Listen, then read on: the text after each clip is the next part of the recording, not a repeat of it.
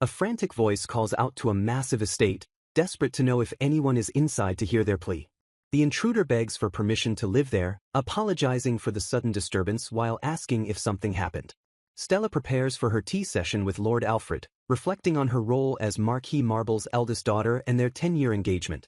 She tries to discuss wedding dresses with Alfred, but he remains distant and uninterested despite her attempts to engage him with the catalogue. Leaving the room, Stella muses on the rarity of having a wedding dress tailored, trying to rationalize the interaction. She clutches her chest and convinces herself that Alfred simply prefers the specific style of dress she selected. Seeking comfort, Stella recalls the sound of her sister's voice praising her appearance and feels a moment of happiness. Her thoughts turn to Fiona, her beautiful half-sister and daughter of her father's second wife, who is a year younger than her. Today was supposed to be a private tea engagement with her fiancé, yet memories of her family intrude upon the moment. She remembers how her parents dote on the angel-like Fiona and how Alfred's voice overflowed with kindness when speaking to the younger girl. Fiona once admired Stella's elegant dress and asked if such attire would suit her, though Stella dismissed the concern as normal. Alfred laughs joyfully with Fiona, causing Stella to wonder if her sister is just a doll to them as they constantly make her new dresses. To Stella's shock, Alfred offers to gift Fiona a dress himself, claiming he completely understands her parents' desire to spoil her. Stella approaches the room with a tea cart, her arrival signaling an interruption to the conversation inside. As she announces her presence with an "excuse me," a sharp cracking sound pierces the air. Alfred and Fiona look up in surprise, and Fiona cries out for her sister in a panic. Flustered, Fiona stammers that Stella wasn't supposed to be there yet, trying to explain the situation. Alfred holds Fiona close, claiming she fell and he helped her up, while demanding Stella stop her accusations immediately. He coldly reprimands Stella, stating that getting angry over such trivial matters does not befit a proper lady. Stella realizes she is always the one in the wrong when it comes to Fiona, as Alfred expresses disappointment at her lack of concern. Forced into a corner, Stella apologizes, watching as a disgruntled Alfred decides to excuse himself from the tea. As he leaves, Stella painfully observes that Alfred and Fiona look far more like lovers than she ever did with him. Overwhelmed with emotion, she wants to run away, questioning if her only purpose is to set a nice mood for them. The tea cart stands silent and abandoned, marking the end of the disastrous encounter. In a tense confrontation, Stella faces Lord Alfred, who looks back at her with visible annoyance and disdain. She trembles and remarks that he was never this cruel before, but he remains cold and distant. Alfred snaps at her, calling her a troublesome woman and asking how something so trivial could anger her this much. Stella realizes his true feelings as he berates her, telling her she should be grateful he married her despite her lack of skill compared to Fiona. The narrative explains that a skill is a special ability awakened through divine revelation during a religious ritual at age 7. It is revealed that the original purpose of this sacred ritual is to identify the saint. The narrative establishes the existence of a malevolent force known as tainted air or miasma that permeates the world. Born from human activity, this miasma poisons the land and spawns magical beasts, necessitating a saint with the unique skill of purification to cleanse it. Stella laments that she was barred from the ritual, whereas Fiona was recognized as a quasi-saint due to her healing skill, rendering Stella's potential abilities insignificant in comparison. Crushed by the weight of Alfred's long-held resentment, Stella offers a trembling apology for the bitterness he has carried all this time. A tense silence hangs over the tea table as Stella sits opposite a cold and distant Alfred, the atmosphere thick with unspoken animosity. Alfred abruptly dismisses her attempt at conversation, stating there is no need for farewells, leaving Stella confused and hurt by his rejection. From her window, Stella watches solitary and heartbroken as Alfred departs the estate, the distance between them growing physically and emotionally. Her gaze falls upon the garden where Alfred immediately finds Fiona, his demeanor transforming instantly in her presence. Stella witnesses Alfred smiling warmly at her sister, a stark and painful contrast to the cold cruelty he shows her. The realization hits her with crushing weight that there is truly no one by her side in this world. Gazing into the mirror, she questions if her lack of love stems from the political nature of her parents' marriage. She reflects on her neglected existence, surrounded by hand-me-downs from her late mother while recalling how her servants and tutors were taken away. Despite the gloom and pale complexion staring back at her, she forces a smile to mask the loneliness consuming her. A maid interrupts her thoughts to summon her to the master, and Stella resigns herself to the belief that it is only natural for her to be unloved. Stella enters her father's study, where he sits waiting with a stern and imposing presence. He immediately reprimands her for leaving Alfred and Fiona alone in the garden, accusing her of negligence. Her father berates her for failing to win Alfred's heart and demands to know who would take responsibility if Fiona's reputation were sullied. He scorns her empty pride and claims her rebellious eyes look exactly like her late mother's, forcing another apology from Stella.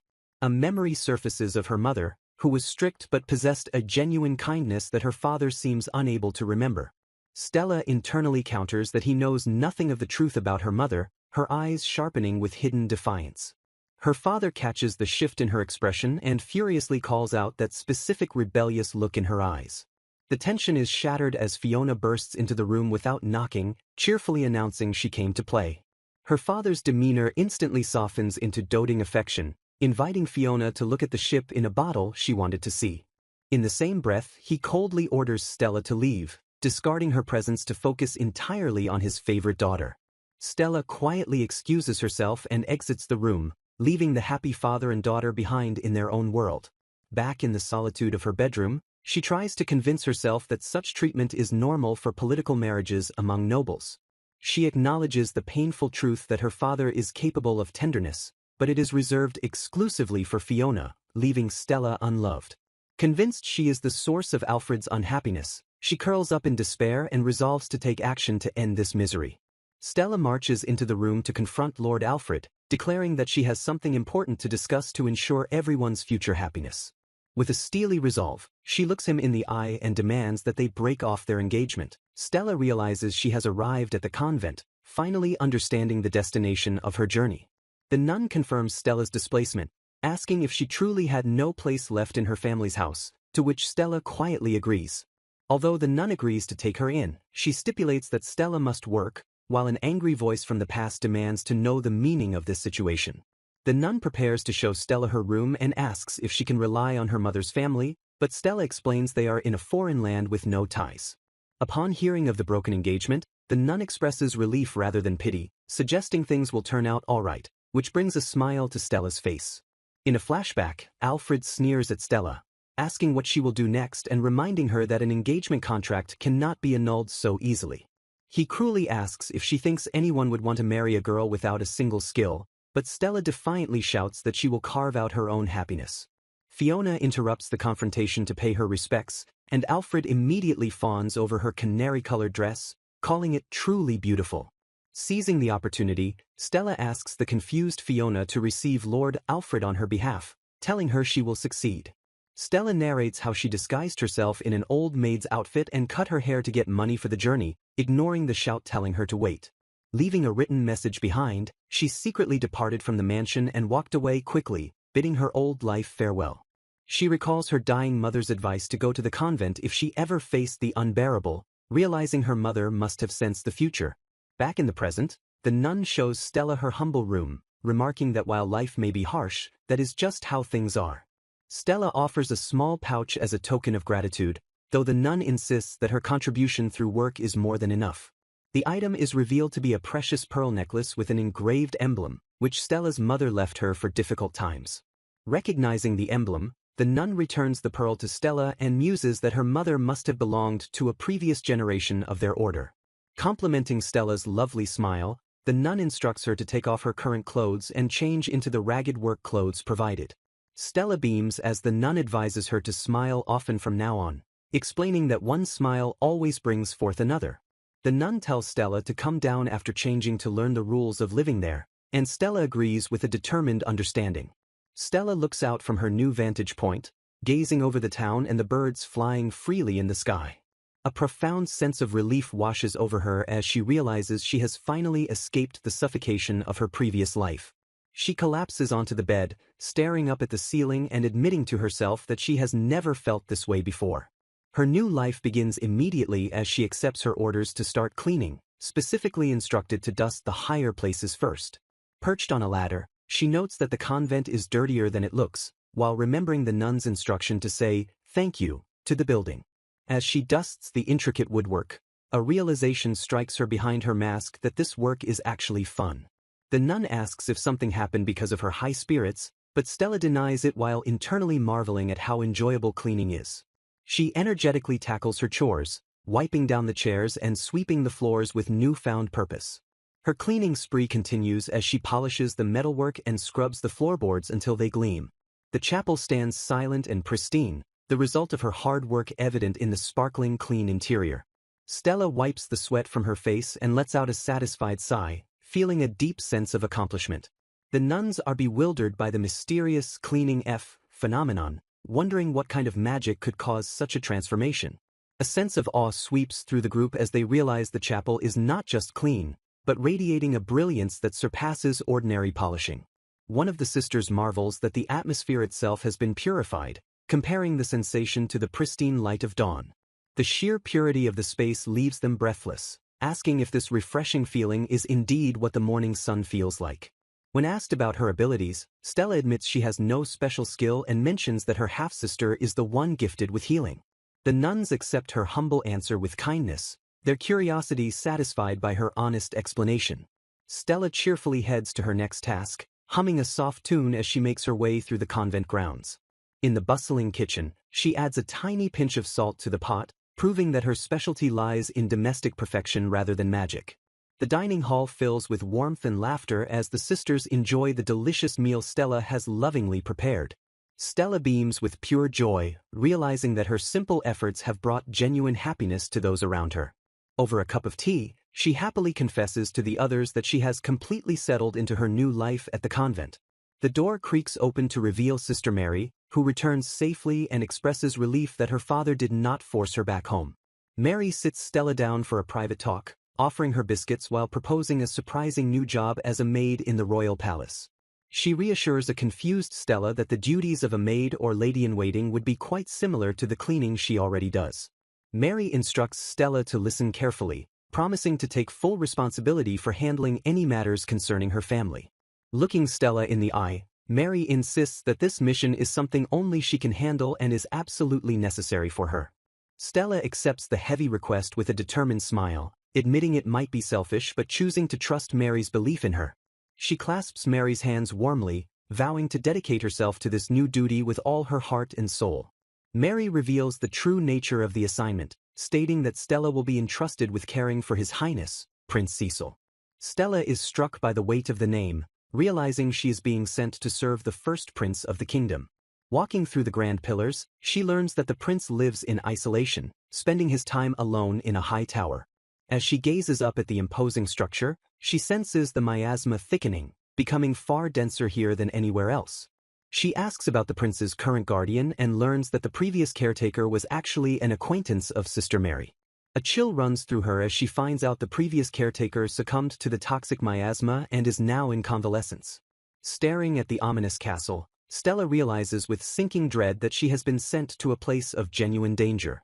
She questions how a prince can survive in such toxicity, theorizing that the palace itself might be drawing in the nation's miasma. A dark figure inside the room senses her arrival, asking if this is the new girl who has been sent to look after him.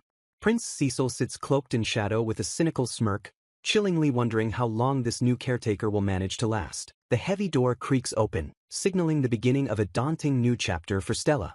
A seemingly endless void of darkness awaits behind the door, swallowing the light from the hallway.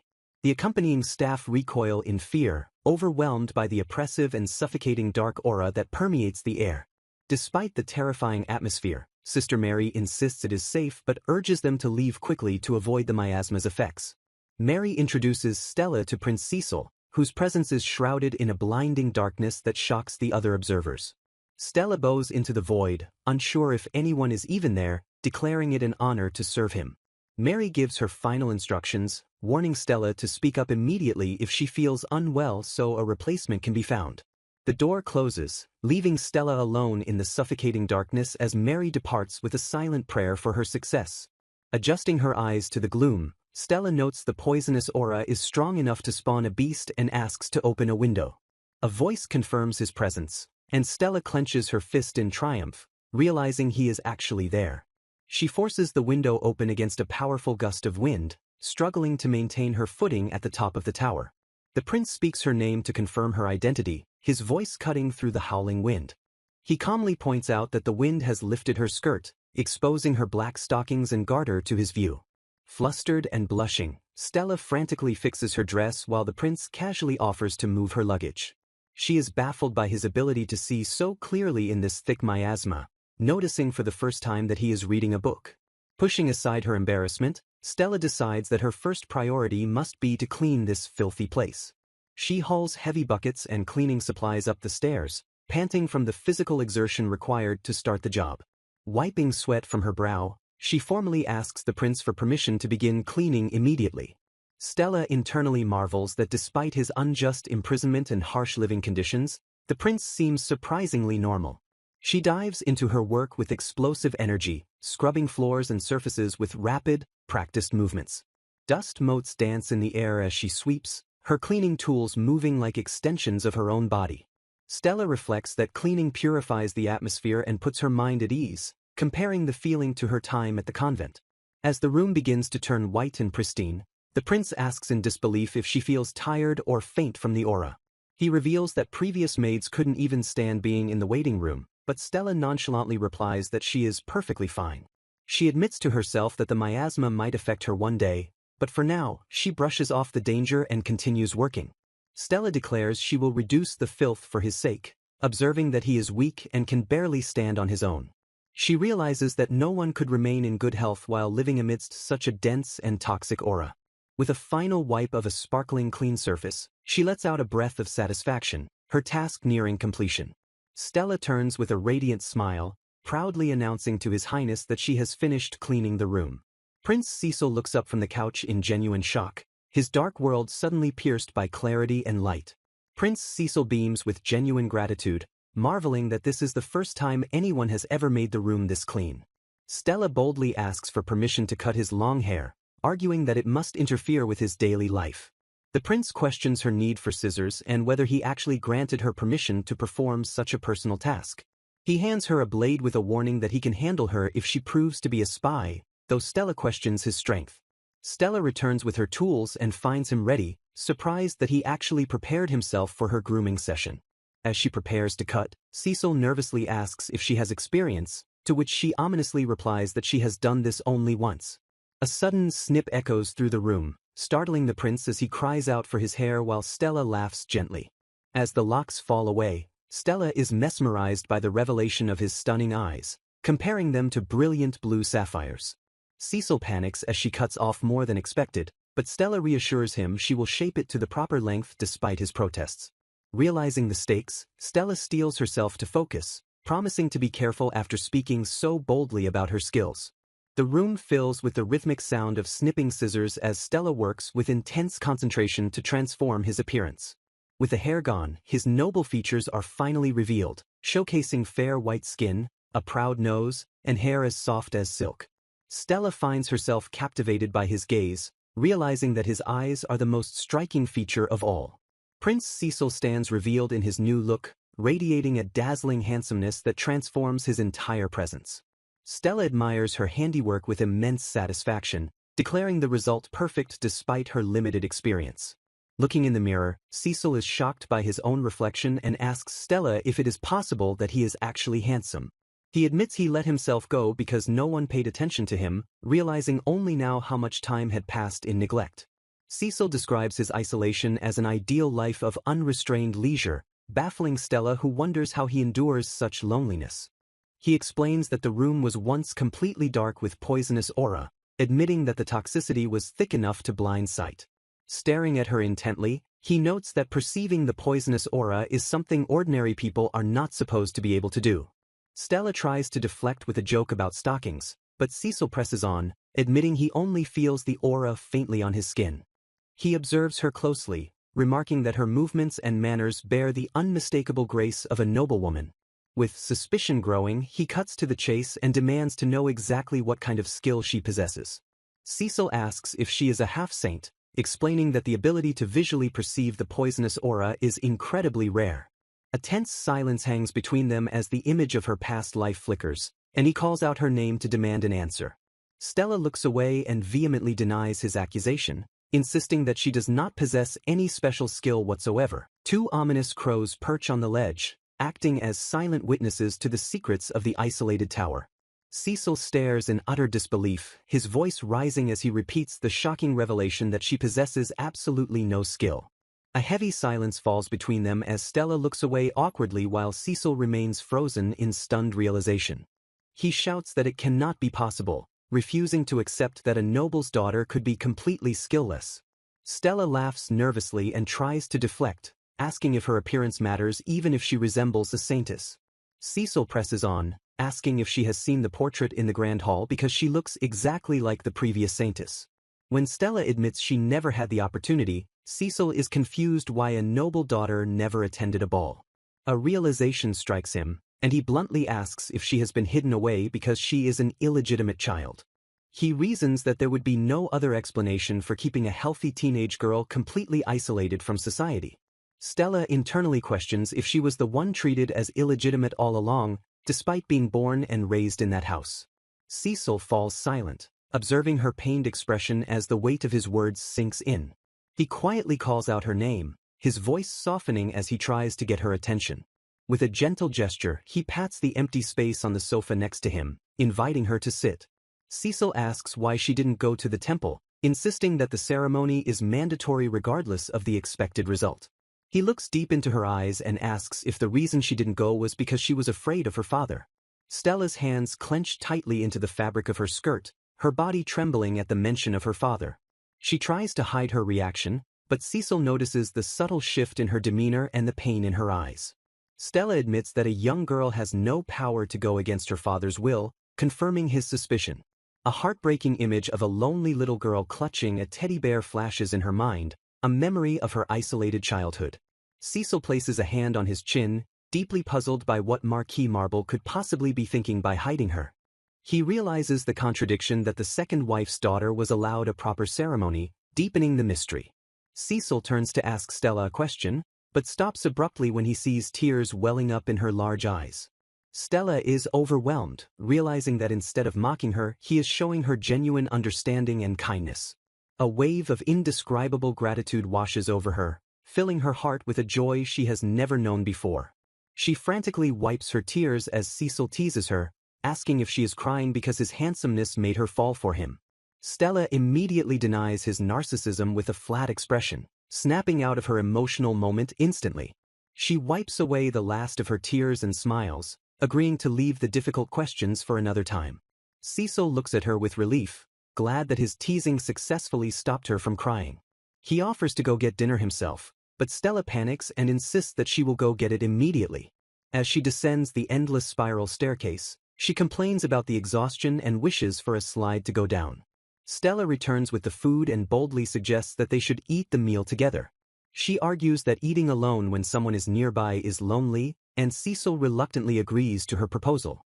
Stella proudly presents the dishes, boasting that their cook is top class as Cecil prepares to eat. Cecil thanks her sincerely, remarking that the food tastes even better when the room is this clean. He compliments her elegant table manners, noting they are exactly what one would expect from a distinguished family. Cecil asks for her age, and after she answers 19, she asks him for his age in return. He reveals he is 17, and Stella notes internally that he is the same age as her younger brother. Cecil wonders aloud about the succession, finding it strange he was skipped despite no major issues. Stella finally asks the question that has been on her mind. Why is a prince confined in this tower? He answers simply that it is because of his skill, casually revealing it is the terrifying power of destruction. Cecil raises his glass and asks Stella if she truly wishes to know the nature of his power. He declares with a chilling calm that if he wished, he could destroy absolutely anything. To Stella's horror, the glass in his hand disintegrates into dust, cascading through his fingers like sand. Stella watches the dust settle, asking if such a dangerous skill makes him unsuitable to be a king. She reflects that despite his power, he does not seem like the type to flaunt it carelessly. However, she acknowledges that the mere existence of such power would inevitably terrify the people. Cecil scoffs at the idea of a royal life filled with bowing crowds, clearly finding it repulsive. He reveals that his skill attracts harmful things, explaining why he must remain isolated in the tower. Stella listens in silence, finally understanding the true reason for his confinement. She realizes the dense poisonous fog surrounding them is a direct manifestation of his skill's curse. Furious, Stella snaps that he is just using the skill as an excuse to justify his laziness. Watching him, she wonders if the fog is slowly corroding him, turning destruction into ruin. Cecil abruptly shifts the topic, stating his belief that Stella is the true legitimate heir of House Marble. He deduces that the second wife manipulated events to swap Stella's position with her own daughter. Stella questions if such a swap is even possible, doubting that the ceremony could be faked. Cecil argues that a 7-year-old would believe adults, especially since her mother was bedridden and helpless. He questions how they fooled the relatives and staff, though the priests might have been easy to deceive. A realization strikes as Cecil notes that the servants were replaced right before the sister arrived. They deduce that cutting off contact with her mother's family was likely a key part of the scheme. Cecil suggests the modest funeral was a way for the second wife to hide the death and take over. The cruelty of the situation hits Stella, and she trembles at the unbearable weight of the betrayal. She tries to deny it, wondering if they are simply overthinking the events of the past. Cecil declares with a smirk that they should investigate the truth themselves to be sure. Stella is surprised and asks if His Highness intends to join the investigation personally. With a charming smile, Cecil proposes that they go out on a date tomorrow to start their inquiry. Stella panics and flushes bright red, while Cecil quickly apologizes for his slip of the tongue. Stella stands before the Grand Temple, which is surprisingly introduced as the kingdom's #1 dating spot. She immediately shoots down the notion with a sharp retort, calling out the absurdity of the claim with a flush of embarrassment. Walking through the grounds, Stella admits to feeling annoyed while Cecil asks if she was surprised by his sudden invitation. Cecil smiles brightly, remarking that his body feels much lighter thanks to her, triggering a flashback to the previous night. In the flashback, Stella struggles to carry a heavy bucket of hot water she prepared for his bath. Cecil casually disrobes to let her wash his back, leaving Stella flustered and averting her eyes from his sudden nudity. He claims that when he uses his skill to destroy water it turns hot, leaving Stella completely baffled by his explanation. Cecil admits he doesn't fully understand the principle either, but insists that any skill depends on how it is used. As Stella looks at his exposed back, she is surprised to find it unexpectedly broad and manly despite his fragile appearance. She snaps out of her daze and begins scrubbing his back, focusing intently on the task at hand to hide her embarrassment. Cecil marvels at the sensation, feeling as if the dark energy is physically leaving his body under her touch. He points out that something is increasing, catching Stella's attention as she continues her work. Turning back with a charming smile, he tells her to look forward to their date tomorrow. Stella realizes their destination must be the temple, understanding they might find information about the ancient rituals there. She touches his back gently, thinking that despite their short time together, his kindness has been invaluable. Cecil teases her by asking if she was fond of him, but she flatly denies it while he thanks her anyway. Realizing his life is filled with loneliness, Stella offers to help him if he ever falls in love or needs to send secret letters. Cecil dismisses the offer breezily, asking instead if something is bothering her. Stella moves to wash his hair, internally noting that for all his royalty, he sometimes acts like a childish late bloomer. She finishes rinsing his hair and declares that the task is complete. Cecil stares up at her with intense eyes, making Stella nervous as she dries him. He asks her to close her eyes and she complies, wondering what he intends to do. He gently touches her face, complimenting her skill and admitting that he feels incredibly relaxed. Stella feels his gaze lingering on her even with her eyes closed, finding the atmosphere strangely intimate. Cecil offers to help wash her in return, but Stella panics and politely declines before rushing out. Once outside the room, she leans against the door, her heart pounding violently in her chest. Later that night, Stella collapses into bed, completely exhausted from the day's events. She wakes up before dawn, sensing a disturbance and wondering if Cecil is feeling unwell. Rushing to his room, she finds the dark energy has returned, swirling ominously around him. Stella waves her duster with furious speed, physically battling the returning miasma to clear the room. She throws open the window to let fresh air in, determined to change the atmosphere. Cecil groans in his sleep, shivering from the cold and looking like he is in pain. When he wakes up confused, Stella invents a ridiculous story about a dancing gorilla chasing the bad dreams away. Cecil accepts the absurdity with a smile, noting that it is a good thing the scary dreams are gone. His expression softens as he asks Stella if she would stay with him a little longer. He asks her to hold his hand, and she agrees while joking that the gorilla will keep him safe. Stella realizes he is starved for human warmth and hesitates, feeling a bit embarrassed. She suddenly shivers, realizing that leaving the window open has made the room freezing cold. Looking outside, she quotes a passage about the purity of the morning sun as the first light of dawn begins to appear. Together they watch the beautiful sunrise, sharing a quiet moment of connection as the new day begins. Cecil stops Stella from closing the window, gently holding her hand while asking to enjoy the breeze a little longer. They stand together bathed in the ethereal glow of the morning sun, watching the light wash over the world in silence. A sudden sneeze shatters the romantic atmosphere, yet Cecil keeps his grip firm on her hand. Stella admires his silent profile as the perfect prince, though she secretly gloats that she was the one who styled his hair. The horse waits patiently as Cecil remarks that the temple is so close it wasn't even worth taking a carriage. He immediately drops the princely facade to complain about his exhaustion, leaving Stella exasperated. Cecil childishly wishes the tower stairs were a slide, and Stella excitedly agrees that the descent drained her energy too. A flustered priest rushes to greet them, honored by the sudden arrival of His Highness Prince Cecil. Cecil wastes no time on pleasantries, demanding to be led to someone who knows about a specific ritual from 10 years ago. The priest darts off like a frightened rabbit to obey the command, terrified by the prince's imposing presence. An elderly priest arrives to answer their questions, though he seems confused by the sudden interrogation. Seated at a long table, Stella feels a shiver of fear at Cecil's power but steels herself for the answers to come. The old priest confirms he remembers the event, though he asks Cecil to speak up due to his fading hearing. He recalls that the girl left a strong impression because she was different, prompting Cecil to ask specifically about Stella Marble.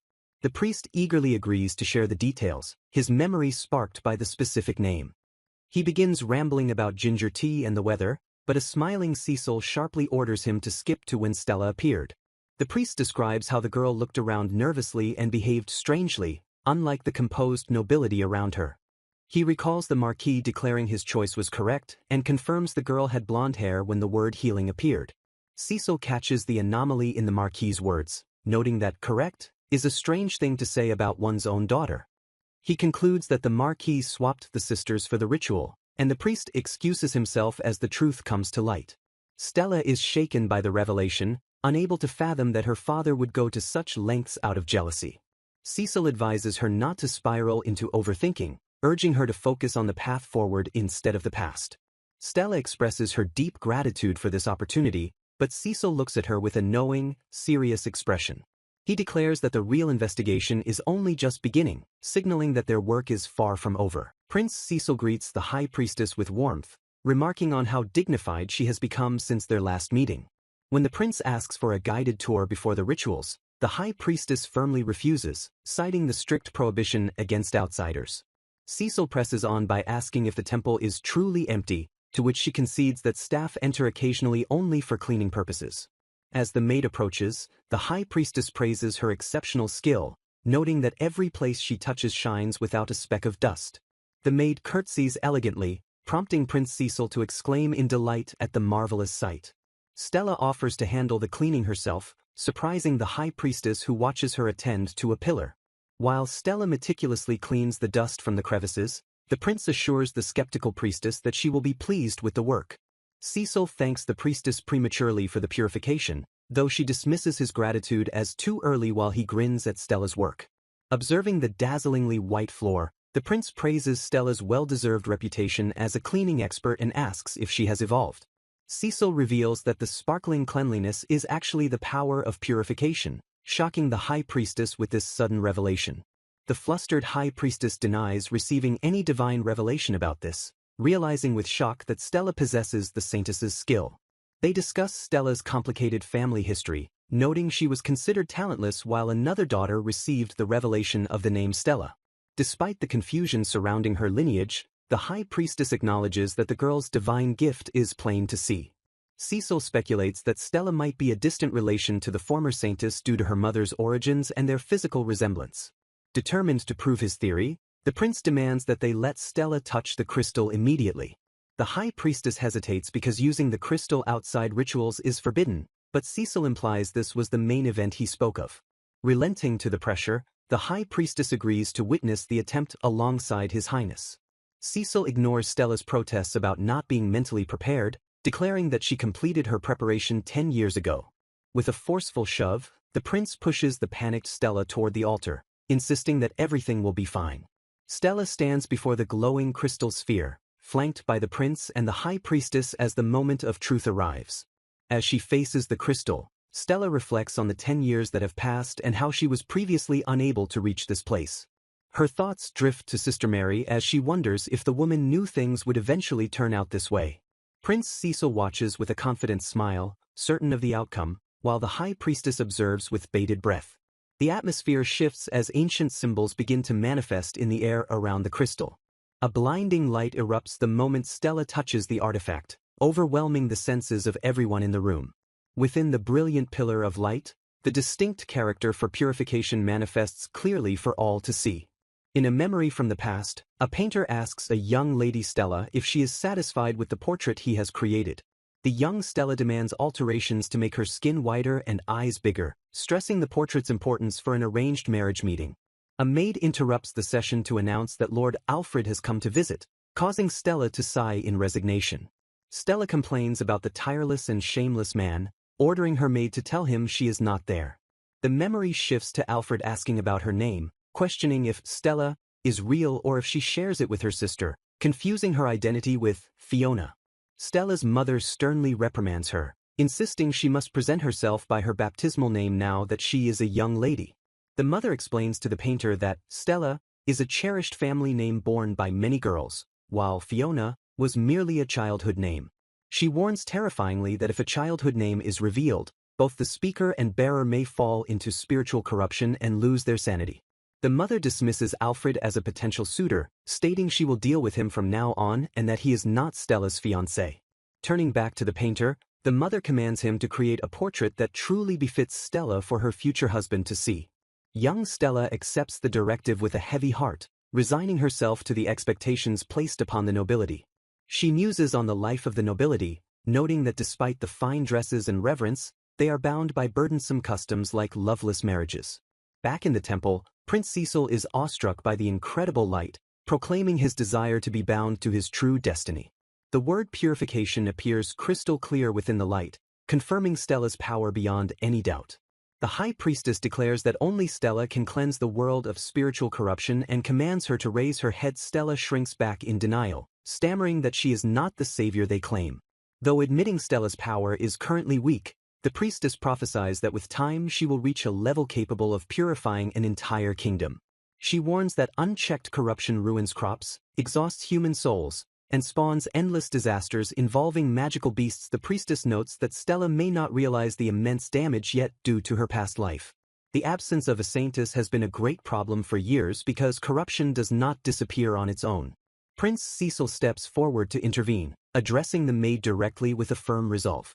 He proclaims to Stella that she is the one the whole world has been waiting for.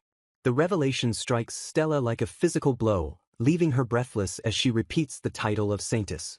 Cecil suddenly realizes the priests have gathered outside due to the light that just appeared. He curses his lack of preparation, wondering how to explain the commotion he caused.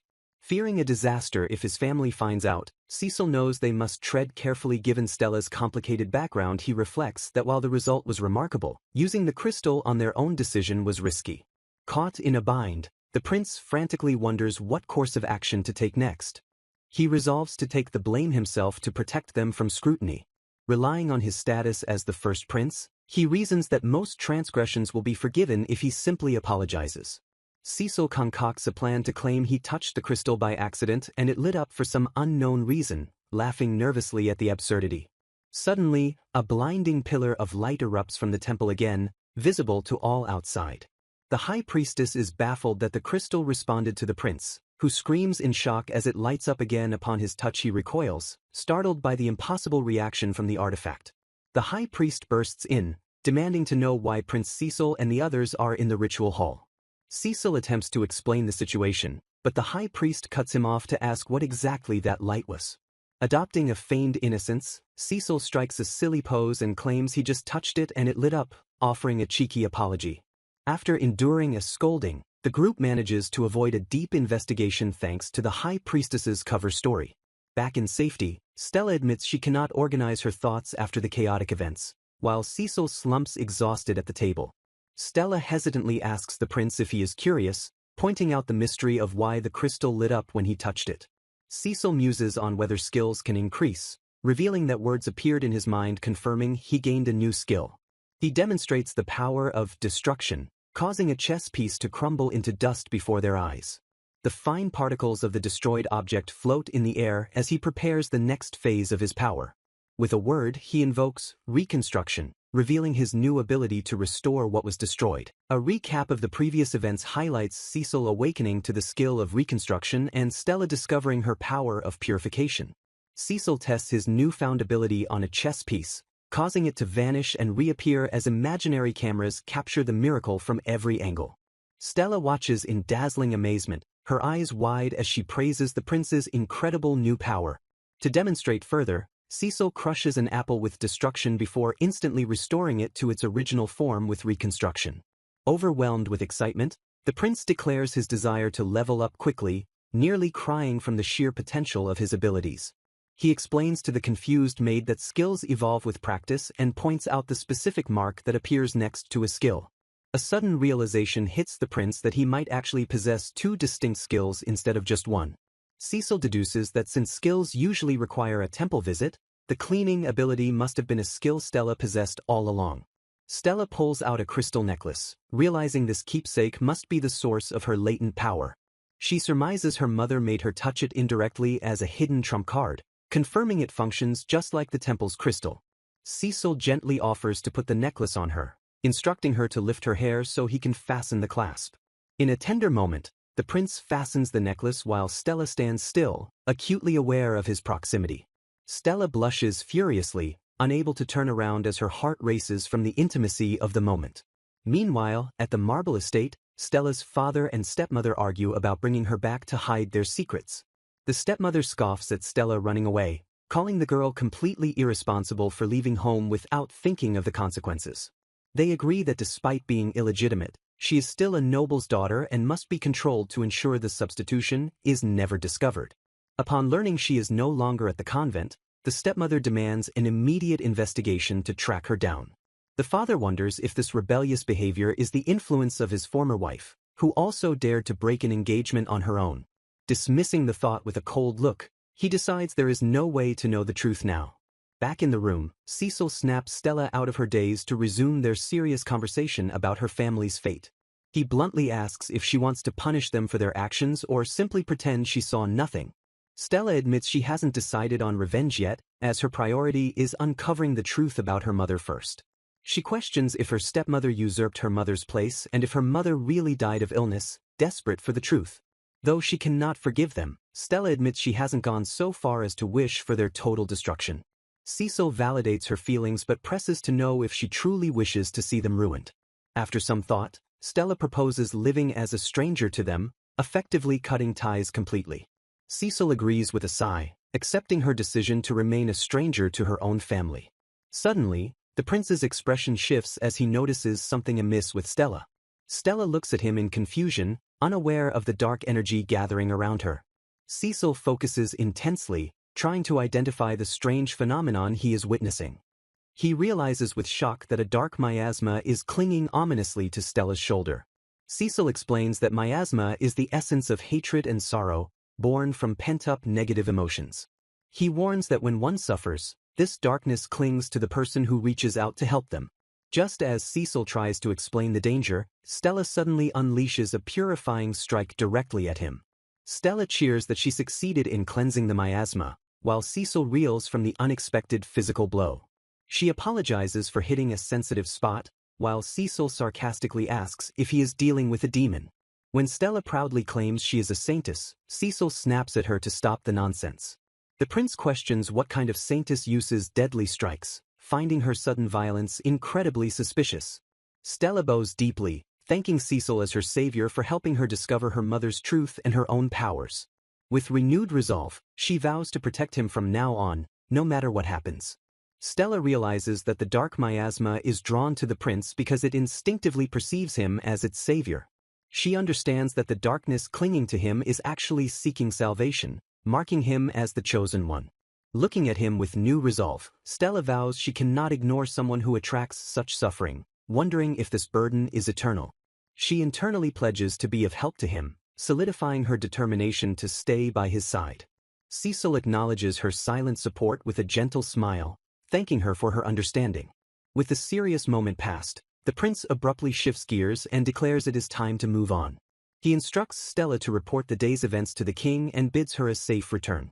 As she leaves, Stella clutches her chest, wondering anxiously how their complex situation will unfold from here. Seeking a distraction from her heavy thoughts, she decides to refresh herself with her favorite activity, cleaning. A sudden realization stops her in her tracks as a terrifying memory from earlier flashes through her mind. She recalls how Cecil used his destruction and reconstruction skills to instantly transform a door into a makeshift sled. The flashback reveals the violent impact as the door was shattered and reshaped in the blink of an eye. Stella screams in retrospective terror, furious that he didn't warn her before launching them down the slope. She realizes with a start that His Highness must have used the same reckless method to descend earlier. A practical thought strikes her that while sliding down is fast, climbing back up requires physical strength he might not have used. Turning her attention to the garden, she notices withered plants, likely drained by the miasma gathering around the prince. However, she marvels that the air feels significantly fresher and clearer than it did just moments ago. She realizes her saintess power is actively purifying the wind, cleansing the miasma as soon as it blows in. Stella stands amidst the sparkling particles of light, wiping her brow after her spontaneous purification. The castle gates stand tall in the purified atmosphere, the gloom lifted by her unconscious efforts. Stella reflects that cleaning is truly therapeutic, noting how it aligns her thoughts and lifts her spirits. Her peaceful moment is shattered by a sudden, ominous rustling from the dense bushes nearby. Terrified, she stares at the shaking foliage, fearing it might be a demonic beast rather than a mere mouse. An ominous growling from the dense foliage stops Stella in her tracks, making her fear that a dangerous magical beast is lurking nearby. A small, dark creature suddenly leaps from the bushes with a cry, causing the startled Stella to scream and recoil in terror. Regaining her composure, Stella stares at the spot where the creature landed, her heart still racing from the sudden fright. Acting on instinct, she snatches the creature up in her hands, only to immediately panic about what she should actually do with it. The creature struggles against her grip as she tries to identify the squirming ball of fluff she has captured. Stella realizes it is a bird-shaped magical beast but finds it surprisingly cute, hesitating to use purification because it would erase the creature's existence. She feels the creature's desperate plea to live alongside its hatred and pain, making her question the morality of simply erasing it. Her internal conflict is interrupted when Prince Cecil returns from his audience, accompanied by a distinguished older man. Cecil introduces the imposing figure as his father, His Majesty the King, shocking Stella, who meets the monarch for the first time. The king commands her to raise her head, and Stella is inwardly impressed that he speaks exactly like the royalty in her books. His Majesty's sharp eyes immediately spot the dark creature in Stella's hands, and he questions if she found the magical beast here. Stella confirms she found it frightened and restless, while the king inquires if she sustained any injuries from the encounter. The king grimly states that magical beasts, especially birds, grow fast and are a nuisance, ordering that they must get rid of it quickly. Stella recoils at the harsh command, pleading with them to wait and calling the immediate execution of the creature cruel. Cecil prepares to destroy it before it can harm anyone, but Stella shields it with her body, insisting she must purify it first. Suddenly, the king screams for them to stop, his face flushed with emotion as he declares the act way too cruel. He tackles Cecil to save the beast, arguing that the little one hasn't done anything evil yet, while Cecil struggles to get free. Cecil reveals his father's obsession with cute creatures, but reminds him that raising a magical beast as a pet is strictly forbidden. Stella watches the chaotic family dispute and asks if there is truly any way to save the creature, empathizing with the king's feelings. A silent understanding passes between Stella and Cecil as they lock eyes, formulating a desperate plan to save the beast. Cecil grabs the bird while Stella prepares her magic, instructing her to signal him the moment she begins. He explains the risky gamble: she will purify the corruption, and he will attempt to reshape the magical beast's essence before it vanishes. Stella feels a sudden heaviness in her body as she thanks the prince and prepares to unleash her power. With a focused prayer, Stella casts purification, enveloping the dark creature in a blinding light. The moment the light hits, Cecil activates reconstruction, weaving his magic into the purifying energy to reshape the creature's form. Intense energy swirls around them as the two opposing forces of purification and reconstruction collide and merge. The king and Stella watch with bated breath as the light fades, waiting to see if their reckless experiment succeeded. A small, round, white bird sits peacefully in Cecil's hands, prompting Stella to ask hesitantly if it worked. The king bursts into tears of joy, calling it a miraculous event, while Stella beams with happiness that they managed to save it. They decide to name the bird Kisaran Basanran, after a fairy from children's stories, though Cecil thinks the name is too long.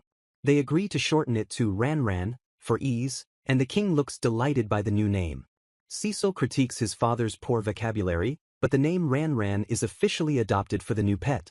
Exhausted by the magical exertion and emotional roller coaster, the group decides to return to the room to organize their thoughts. Back in the safety of the room, the king addresses Stella formally, acknowledging that he has heard everything from Cecil. He confirms she is undoubtedly the saintess but instructs her to remain in hiding while they secretly investigate her family situation. The king asks Stella to continue accompanying Cecil, warning her that his son is foolish and troublesome, but she accepts with pleasure. He strictly warns Cecil that his second skill must never be known to anyone, agreeing to treat the temple incident as a special exception. The conversation is interrupted when Ranran wakes up, revealing beautiful blue eyes that captivate the king. Stella notes how strange it is for a magical beast to transform, as books only speak of erasure through purification, not rebirth. Cecil suggests that by combining their powers of purification and reconstruction, they might be able to save more magical beasts in the future. Ranran mimics human speech in a high-pitched squeak, thanking Cecil to the utter shock of the prince. Stella pities the creature for its strange behavior but flushes bright red when Cecil teases her about being embarrassed. The little bird pecks relentlessly at Stella's hand, causing her to cry out that its pointed attacks are unfair. Ranran puffs up to absorb the surrounding miasma, prompting Stella to complain about being the only target of its antics.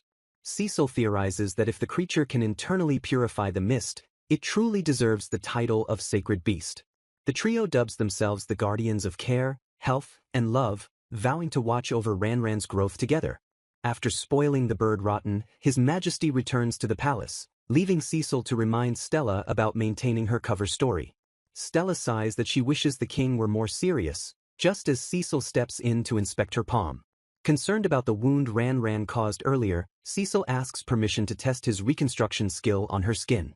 Stella hesitates briefly but realizes that if he can heal injuries, he could save countless lives in the future. With renewed determination, she thrusts her hands forward and urges him to proceed with the experiment immediately. A soft light glows as Cecil focuses his power, initiating the delicate process of reconstructing her damaged tissue. Cecil apologizes for the sharp pain, but Stella reassures him that the slight sting is perfectly fine. Stella gazes at the prince with wide eyes, visibly moved by his gentle care and the success of his magic. She marvels at the versatility of his skill, relieved and grateful that the wound has completely vanished. Cecil turns his attention to an empty bucket, narrowing his eyes as he visualizes a new application of his power. Water suddenly gushes into the pail as he successfully reconstructs the moisture from the air itself. Stella beams with delight, realizing this convenient trick saves them the trouble of hauling water upstairs. While Cecil relaxes with a book, Stella busies herself with chores, wiping down the window frames. Ranran begins to spin rapidly in midair, creating a small vortex that catches Stella's attention. The bird chirps happily as it manipulates the wind, showing off its newfound magical ability. Stella praises the clever creature for its help, thanking it for making her work easier. Motivated by the help, Stella declares she will clean the windows too, startling the prince with her sudden energy. Cecil reveals a portrait he reconstructed from dust, but Stella mercilessly wipes it away the moment she declares the cleaning finished. The prince mourns his lost art while Stella stares at the empty pane, blushing at the realization of how he sees her. She wistfully asks if there is a skill to save states, wishing she could have preserved the fleeting image. A strange mix of relief and regret washes over her as she processes the intimate moment. Cecil threatens to paint her on a giant canvas next time, causing Stella to scream in protest as the bird chirps happily. Prince Cecil stares in disgust at the affectionate display before him, declaring that the situation is becoming dangerous. His father rubs his face lovingly against the fluffy bird, prompting Stella to ask if this strange behavior is what the prince meant. The king defends his actions by claiming he is raising the bird outside, though he continues to snuggle it intensely. Cecil steers the conversation back to serious matters, revealing that the investigation into the Marquis Marble's household has yielded results. The prince instructs Stella to sit down as he prepares to share the heavy news he has uncovered. He watches her eat a sweet treat to calm her nerves, gently asking if she finds it tasty to ease the tension. Cecil reveals the shocking truth that no report of remarriage was ever submitted, meaning Stella's mother is officially considered alive. He explains that the second wife exploited a scrap of paper to steal her identity, leaving Stella's true mother buried without a farewell. The imposter wife claims illness to avoid public appearances, ensuring that her switch remains undiscovered by the court. Meanwhile, the illegitimate daughter attends social gatherings under Stella's name, using her resemblance to the Marquis to avoid suspicion. Stella is confused by this revelation, recalling the rumors that she supposedly hasn't appeared in society since childhood. A sudden realization hits her that since few people saw her as a child, the switch would easily go unnoticed. Cecil details the second wife's background as a former dancer of commoner origins, dismissing the theory that she is a spy. Stella shudders at the frightening thought that the woman destroyed her family simply because she wanted a better life. Seeing her distress, Cecil gently pats her shoulder to offer silent comfort as she processes the betrayal. He deduces that the Marquis is trapped in his own web of lies, sending fake letters to Stella's grandfather to maintain the ruse. The king recounts the tragedy of the bride's arrival, revealing that bandits attacked the carriage and held Stella's mother captive. He explains that the Marquis suspected his new wife's chastity due to the incident, casting a shadow over Stella's birth. Stella spirals into self-doubt, wondering if her illegitimate status is the reason she has never been loved. Unable to bear her pain, Cecil interrupts his father and demands that they stop the story immediately.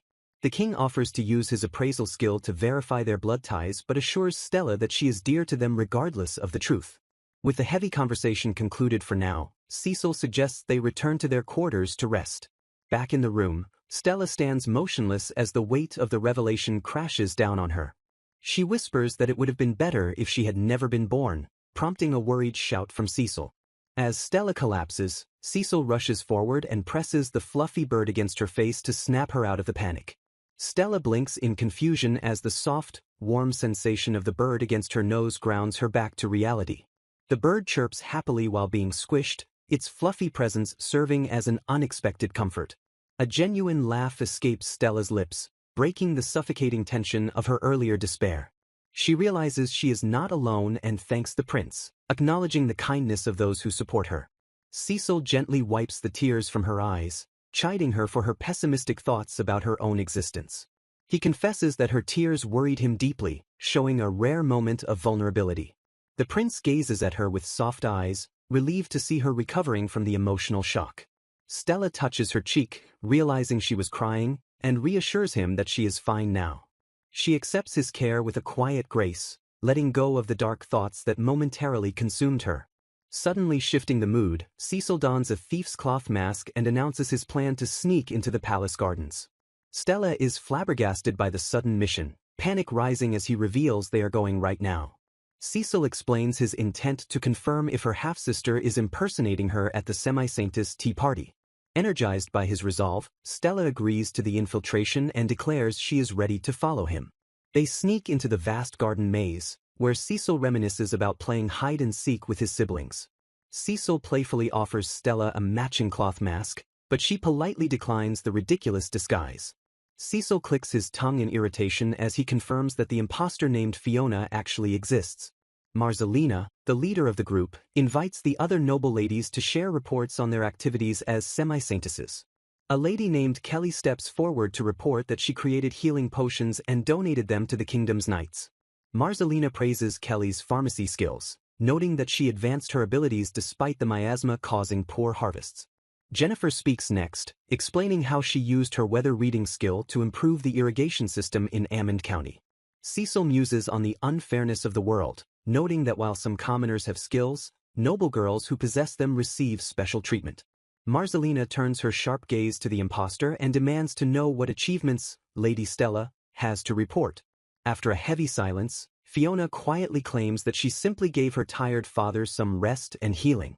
Stella is stunned by the failure of an answer, while Cecil sarcastically remarks on how wonderful it is. Marcelina mocks the impostor, asking if that is truly all she possesses despite being the descendant of a great saintess. Fiona trembles in fear, causing Cecil to whisper to Stella and ask what exactly is wrong with this picture. Another lady points out that Fiona's dress is dirty and asks if she suffered burns, though the girl insists she is fine. When Fiona tries to leave, Marcelina scolds her for not saying, "Excuse me," leading Stella to realize her sister is being bullied. Stella watches the cruel display with a pained expression, unable to understand why her sister faces such hostility. Cecil suddenly spots a magical disturbance ahead and snaps Stella out of her thoughts to focus on the threat. He identifies a contaminated water source that could cause dire consequences and points to a well behind the garden. A massive surge of corrupted water erupts from the well, splashing violently as the danger reveals itself. Terrifying slime monsters manifest from the tainted liquid, causing Stella to scream as they lunge forward. Cecil identifies them as split bodies created by the poisonous miasma and warns that they will multiply endlessly. Stella casts a powerful purification spell, enveloping the monsters in light while Cecil asks if she is alright. As Stella catches her breath, Cecil dries his clothes with magic and declares they must find the main body to stop the spread. They approach the well cautiously, suspecting that the source of the infinite slimes is hiding inside the shaft. Cecil curses as he realizes some of the split bodies escaped and are heading straight for the ladies at the tea party. Panic erupts as the slime monsters attack the ladies, with screams for help piercing the air as Stella and Fiona are caught in the chaos. Cecil takes command, ordering Stella to purify the slimes clinging to the people while he handles destroying the ones further away. He hands Stella a magical tool to draw attention to himself, instructing her to rely on him since he cannot yet reveal the saintess's existence publicly. Stella nods with determination, understanding her role in his plan to save everyone without exposing her secret. In perfect synchronization, Stella unleashes purification to save the victims while Cecil casts destruction to obliterate the threatening monsters. The noble ladies stare in shock as the dust settles, whispering in disbelief upon recognizing their savior as Prince Cecil himself. Ignoring the murmurs, Cecil maintains his disguise with the cloth mask while continuing to feign his purification abilities. He moves with lightning speed to secure the area, ensuring no threats remain near the terrified guests. Cecil confirms that Fiona is unharmed, and Stella clasps her hands in relief seeing her sister is safe from the attack. When the ladies attempt to thank him, Cecil brushes off their gratitude and charmingly tells them to resume their tea party. Cecil and Stella retreat to the shadows, deducing that the main body wasn't at the party and must be hiding in the well. Returning to the source, they discover a massive, pulsating slime blocking the well, confirming Cecil's suspicion. Cecil formulates a plan to destroy the slime's body to expose its core stone, which Stella must then purify to stop the regeneration. Focusing his magic, the prince targets only the slimes surrounding the core to avoid damaging the stone itself. With a surgical blast, he shatters the slime's outer layer, exposing the dark core hidden within the gelatinous mass.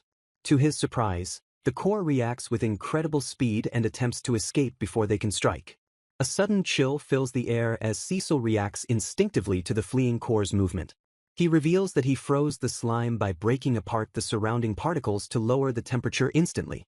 Stella watches in awe as the prince creates an opening, thinking that this man truly can do anything he sets his mind to. Seeing the core immobilized by the ice, Cecil signals Stella that the moment to strike is now. Just as Stella purifies the corruption, Cecil casts Reconstruction to reshape the remaining essence before it fades. The light fades to reveal a purified, glowing object, and Stella breathes a sigh of relief at their success. The object shifts form, taking on the appearance of a small, cute dog-like creature instead of a mere stone. Stella reaches out to touch it but recoils from the freezing cold, prompting Cecil to apologize frantically for forgetting to thaw it. After warming up the creature, Cecil purifies the inside of the well to ensure no corruption remains. He bashfully admits to Stella that he overdid it because he wanted to look cool in front of her. Stella giggles and reassures him that he was incredibly reliable, making the prince blush at her honest praise. They look at the new slime creature and realize they must hide it to smuggle it out of the palace grounds. In a bold move, Stella lifts her skirt and tells the creature to hide underneath, shocking the prince with her lack of hesitation. Cecil stares in utter confusion, unsure how to react to her hiding a magical beast in such a scandalous place. Their escape is interrupted when they run straight into the king, who greets his son with a knowing look. The king notices Stella's presence and remarks that it is rare for Cecil to visit him so spontaneously. Cecil frantically asks his father to lend them the private hot bath, trying to explain this situation under Stella's skirt without being explicit. Stella marvels at the grandeur of the royal palace as they head to the bath, while Cecil reminds her to keep the creature hidden. Once safe, the king prepares to introduce Stella to the only other person he trusts with her secret. He explains that aside from Cecil and himself, there is one person whose trust is absolute and essential for their future. Stella admits that while she is grateful for the support, the magnitude of the secret is becoming a little scary. A knock at the door interrupts them, and a dignified voice asks permission to enter the room. The queen enters, surprised to see her husband and son together in such a private setting. Cecil greets his mother formally, while Stella stares in shock, realizing she is standing before the queen of the realm. The king introduces Stella to his wife with a smile, prompting Stella to bow deeply and express her honor at meeting Her Majesty the Queen. Gesturing to the nervous girl, the king confirms that this is indeed the Saint Stella he had previously spoken of. When the king jokingly suggests making Stella a queen as well, his wife scolds him for his cruelty before ordering Stella to come closer. The queen observes that while Stella is dusty, her silver hair is undeniably beautiful, and decides she must have a prettier dress immediately. Outraged by the unfairness of Stella's small room compared to the impostor's luxury, the queen declares she will build a special room in the tower. Cecil attempts to make a request, but the queen interrupts him, suddenly noticing that Stella's clothes are uncomfortably damp.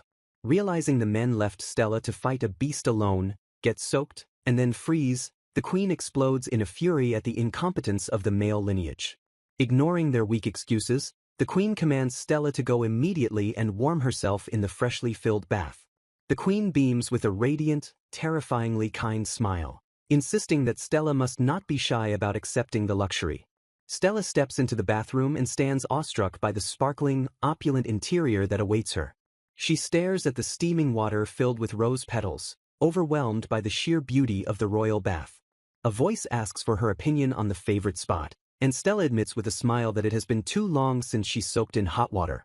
A sudden sound startles Stella, breaking her moment of peaceful admiration. The queen offers to help her undress to bond without barriers, then casually suggests they bathe together to seize the opportunity. Stella retreats in embarrassment, but the queen advances relentlessly, insisting that there is no need for shyness between them. A massive slime suddenly erupts from beneath Stella's clothes, shocking her as she questions if she can really handle this herself. The queen screams in terror as the slime expands rapidly, filling the space with its gelatinous form. Outside the door, the king and Cecil listen to the commotion, dismissing the noise as merely lively women's conversation. The king hands Cecil a marriage proposal file, and while Cecil is confused, the king casually asks about the slime they left behind. Cecil opens the file to see Stella Marble, but notes the photo looks different, while the king muses on the novelty of the proposal. Realizing he saw this girl at the tea party, Cecil is corrected by the king, who explains the file is actually for the younger sister. The king warns that more proposals will come but assures Cecil he has no intention of handing him over to the Marble family. Cecil declares with absolute certainty that he already has a chosen person in his heart. Teasing his son, the king points out that Cecil's face lit up with joy when he first thought the proposal was from his Stella. Flustered and panicked, Cecil frantically begs his father never to mention this misunderstanding to Stella. Elsewhere, Fiona recounts her fated encounter to her father, describing how Prince Cecil bravely appeared to defeat the magical beast. Convinced it is destiny, Fiona vows with fiery determination that she will definitely marry the man who saved her. Stella apologizes for the chaos in the bath, while the queen sighs that it was a tough situation. The queen admits she momentarily forgot about the slime, which is now floating peacefully in the water. She notes that she has never heard of taming a magical beast, but finds the novelty amusing. The queen reminisces about Stella's mother, recalling a beautiful and enchanting lady she met on her wedding day. Stella is surprised to learn she resembles her mother, but the queen clarifies she is a blend of her mother and the former saint. The queen observes that while the atmosphere is different, the similarity between them is undeniable. Stella expresses her happiness, confessing she always thought she was too plain compared to her radiant mother. The queen declares that if the mother was the sun, Stella is the moon, advising her to have more confidence despite her fragile heart. She questions why Stella intends to listen to the king's orders to remain calm, suggesting she is only doing it to spare Cecil from trouble. The queen firmly states that if Stella were merely a noble daughter it would be enough, but she is no longer just that. She warns that if Stella continues to only monitor the situation, the state will inevitably use her as a pretext for war. The queen explains the cold reality that the state will control her purification powers, deciding which lands are saved and which are abandoned. She asserts that powerful forces are naturally exploited, admitting she would use Stella as a tool without hesitation if she owned her. Stella realizes the gravity of the situation, understanding that leaving her power in others' hands means serving the state rather than the world. The queen lectures that holding power without personal will makes one a mere tool, regardless of noble intentions to work for others. Stella accepts the harsh truth, acknowledging that responsibility is exactly what she currently lacks. The queen probes deeper, asking if there is something Stella wants to do for herself rather than for someone else. She suggests that for now, choosing to act for the person who cared for her is fitting since Stella is young and knows only a narrow world. The queen declares that a wide world suits a saint, and Stella agrees with a solemn expression. Stella feels a sense of wonder, as if a vast new world is opening up before her just by speaking with Her Majesty. She wonders if the queen is subtly telling her to turn away from political power and live freely. Stella recalls her childhood dreams fueled by stories of mermaids and saints who saved people from gloom. She vows not to betray her childish self, desiring to see the kind and beautiful world she believed in. The queen agrees, noting that if a saint chose when to purify based on state interests, the magic would lose its brilliance. She proposes that after the social season, Stella should visit the ruined areas to see how commoners live, assigning Cecil as her guard.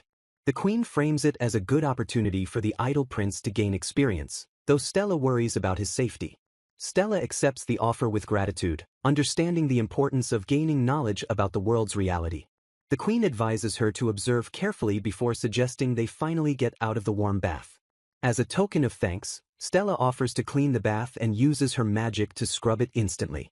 The queen agrees to let her handle it, stepping aside to watch the unique display of gratitude. Stella finishes the cleaning in record time, and the queen hands her a dress to wear for the moment. The queen marvels at the slime's ability to control the water, finding the creature's utility amazing. She jokes that the title, Leader of Magical Beasts, might suit Stella better than her current one. Stella changes into the gorgeous dress provided by the queen, who explains her new uniform isn't ready yet. Staring in the mirror, Stella asks if she really looks the part, while the queen confirms she looks exactly like the saint from Tales. They return to the waiting men, and the queen presents Stella in the cherished old dress. The queen claims Stella creates a completely different atmosphere in the dress and asks Cecil for his agreement. Cecil is struck speechless, blushing furiously while his parents watch his reaction with amusement.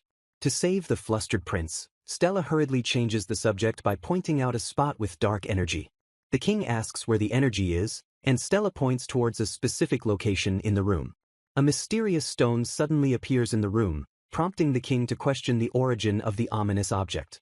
Cecil identifies the item as a malice stone that generates corruption if left unchecked, noting it resembles a magical beast's core. Suspecting a trap, Cecil declares they must immediately search the palace, starting with Crown Prince Benedict's room. The group rushes down the hallway as Cecil explains that Benny, the Crown Prince, should have just returned from falcon hunting. Cecil abruptly stops in the middle of the crisis to tell Stella she looks like a goddess, claiming his patience has reached its limit. Stella blushes and thanks him for the compliment before they resume their urgent dash to the prince's chambers. Prince Benedict greets his family with surprise, exclaiming in shock at seeing his mother and older brother, Cecil, together. His attention snaps to the massive ball of fluff on Cecil's arm, and he demands to know who the little miss and the creature are. Cecil introduces Stella and explains that the bird is named Ran, causing an awkward reunion between the brothers. Benedict insists the creature is his hunting falcon, but Cecil ruthlessly argues that the round blob looks more edible than flyable. Ran chirps and reveals its face, shocking Benedict with its fluffiness and causing him to blush at the cuteness. Cecil decides they need privacy and orders Benedict's servant, Dewey, to leave the room immediately. Dewey bows respectfully and exits, leaving the royal family alone to discuss the grave matters at hand. The queen confides in Stella that the information is overwhelming, but she trusts Stella to watch over the Marble family. Cecil presents the malice stone to Benedict, explaining that they came to ensure none of these dangerous items were in his room. Realizing the danger, Benedict bows his head and declares it an honor to witness the saint's purification ritual firsthand. They trace the dark energy to a painting, discovering that the malice stone possesses the highest concentration within the artwork. Benedict realizes the stone was used as pigment, admitting he has suffered nightmares of a beast emerging from that painting for generations. Stella condemns the wicked scheme and prepares to cleanse the artifact of the malice that has plagued the prince. A massive cloud of darkness releases as Stella purifies the painting, while Cecil smugly boasts to his brother about the discovery. Cecil argues that the hard-working Benedict deserves the throne, condemning the factions that try to reinstate Cecil as the crown prince. The king praises Benedict for his resilience, acknowledging the heavy burden his son has carried so well. Stella gazes at Prince Benedict, recognizing the quiet strength of the man who bears the weight of the kingdom. Stella stares in awe at the goblets, her hands clasped tightly as if in prayer. Cecil brings up the strange phenomenon she mentioned earlier, prompting the startled Stella to ask what she was doing just now. Stella models her new maid outfit while Cecil compliments her, and she notices he has changed his clothes as well. Cecil admits he can no longer wear shabby clothes since he leaves the tower more often, teasing that he thought her old outfit was a nightgown. When Cecil asks about the phenomenon again, Stella tries to be humble, but he insists it is a great discovery thanks to her. Cecil presents the goblets, showing that the one wiped with the purification spell sparkles with a distinct brilliance compared to the others. He explains that the purified goblet has the unique ability to continuously purify the tainted aura around it. They realize that this effect essentially creates a small-scale sacred sanctuary within the room. Excited by the potential, Cecil decides to take the experiment deeper and asks for Stella's assistance with a specific item. He reveals the malice stone found in Benny's room and asks Stella to purify it so he can craft a medal for his brother. Stella is deeply moved by Cecil's kindness, realizing he wants to praise his hard-working brother in a tangible way. Cecil shocks Stella by revealing he will rebuild the stone using precious metals from his own personal belongings. A brief transition marks the time they spend working together in the workshop. Stella asks Cecil if there is anything he wants to do for himself, echoing the question once asked of her. Cecil deflects by saying he is fine as long as he aids Benny, but Stella presses him to name a desire that is solely his own. The prince confesses that he gave up the throne and retired to the tower entirely for the sake of his younger brother. Stella smiles gently, noting that they are somewhat alike in their tendency to live for others. The medal is completed in the shape of a star, and Stella admires its beauty. Cecil explains that the star emblem was chosen for him at birth and asks Stella to consecrate it with enthusiasm. He jokes that the symbol might deter those plotting to restore him as king, though he claims it is merely a plaything. Cecil points out the linguistic connection, noting that star was pronounced Stella in the old language. He gazes at her affectionately, asking if that connection doesn't make the symbol even more meaningful. Stella blushes and calls him unromantic for labeling it a coincidence, flustered by the intimate implication. The mood is broken when the bird pecks Cecil's hand, causing him to wince in pain. In the marble estate, Fiona recounts the prince's heroic feat of defeating the monster to her father. She excitedly asks her father to arrange a marriage with the hero, but the Marquis remains distracted and distant. The Marquis stares out the window, his mind preoccupied with official affairs and a lingering anxiety. He asks his wife if she sees the girl outside, noting that Stella does not resemble him at all. Marion plants a seed of doubt, suggesting that while Fiona looks exactly like him, Stella's lineage is questionable. The Marquis clenches his fist, his heart filled with suspicion and unease. He recalls his constant anxiety, feeling a deep sadness over the lack of understanding he received. In a flashback, Marion manipulates him, feeding his pride and suggesting how wonderful it would be if they lived together. Marion smiles with a triumphant, manipulative grace as she secures her hold on him. A memory surfaces of someone asking the Marquis about his first wife catching a cold. The Marquis is shocked to recall the doctor saying his wife was possessed by a tainted aura, linking it to a handmade biscuit. He questions how a woman descended from saints could possibly be affected by a tainted aura. The doubt leads him to the conclusion that his wife was impure, meaning Stella is not his true daughter. He considers investigating if the guard knight is the father but refuses to perform an assessment to avoid public shame. Marion schemes in the past, declaring that Fiona must be protected and urging him to take drastic action since divorce is impossible. The Marquis reveals the dark truth. He followed Marian's instruction and placed a tainted aura stone in his wife's bedchamber to kill her. The Marquis confesses his dark assumption that if his wife were truly innocent, she would not have succumbed so easily to the severe taint he planted. Though she tried to put on a brave face for Stella, she weakened day by day until the Marquis's doubts solidified into cruel certainty as he staged the ceremony for Fiona. With the true heir pushed aside, Fiona was declared a quasi-saint to the delight of the scheming Marian. After burying his wife in secret and purging the household of loyal servants, the Marquis allowed his home to be completely overtaken by his new family. Believing he had finally obtained a true family, he remained blind to the manipulation as Marian began probing for information about the missing Stella. Marian slyly questions if he has found the girl, casting doubt by noting that even her own mother spoke only of trivialities. She manipulates him by suggesting Stella doesn't care about them, while pushing the narrative that Fiona is destined to marry Prince Cecil. When the Marquis hesitates, Marian coldly reminds him that Fiona cannot marry a second son from a fallen family like Alfred. Convinced by her words that he must search for Stella quickly for Alfred's sake, the Marquis listens as Marian suggests sending her to a convent. Marian pushes for a new dress to captivate the prince, while the Marquis internally resolves to at least make Fiona happy despite the chaos. A fleeting memory of a young Stella sitting alone under a parasol surfaces, revealing the lingering guilt buried deep in his heart. He admits to himself that he secretly hoped someone would love Stella on his behalf, unable to do so himself due to his frozen heart. Back in the present, Cecil suddenly senses a disturbance and reacts with lightning speed to a presence hurtling toward them. A strange cry rings out as a creature identified as Hoochie launches itself at the group, prompting a chaotic reaction. Cecil dodges the slime-like creature with a graceful slide, praising his own mental resilience in the face of the sudden attack. The prince introduces the bouncing slime as Hoochie, claiming credit for the name while the creature jumps around like a joyful dog. Cecil scolds his father for having an aura so strange and strong that it terrified the poor beast, accusing him of treating it like a monster. The king is comically offended by the accusation of being strange, while Stella watches the lively banter with a realized look. Stella observes the chaotic but warm interaction, realizing that this is the kind of family warmth she has longed for. She compares the scene to the old days, feeling a pang of longing for the connection she missed out on.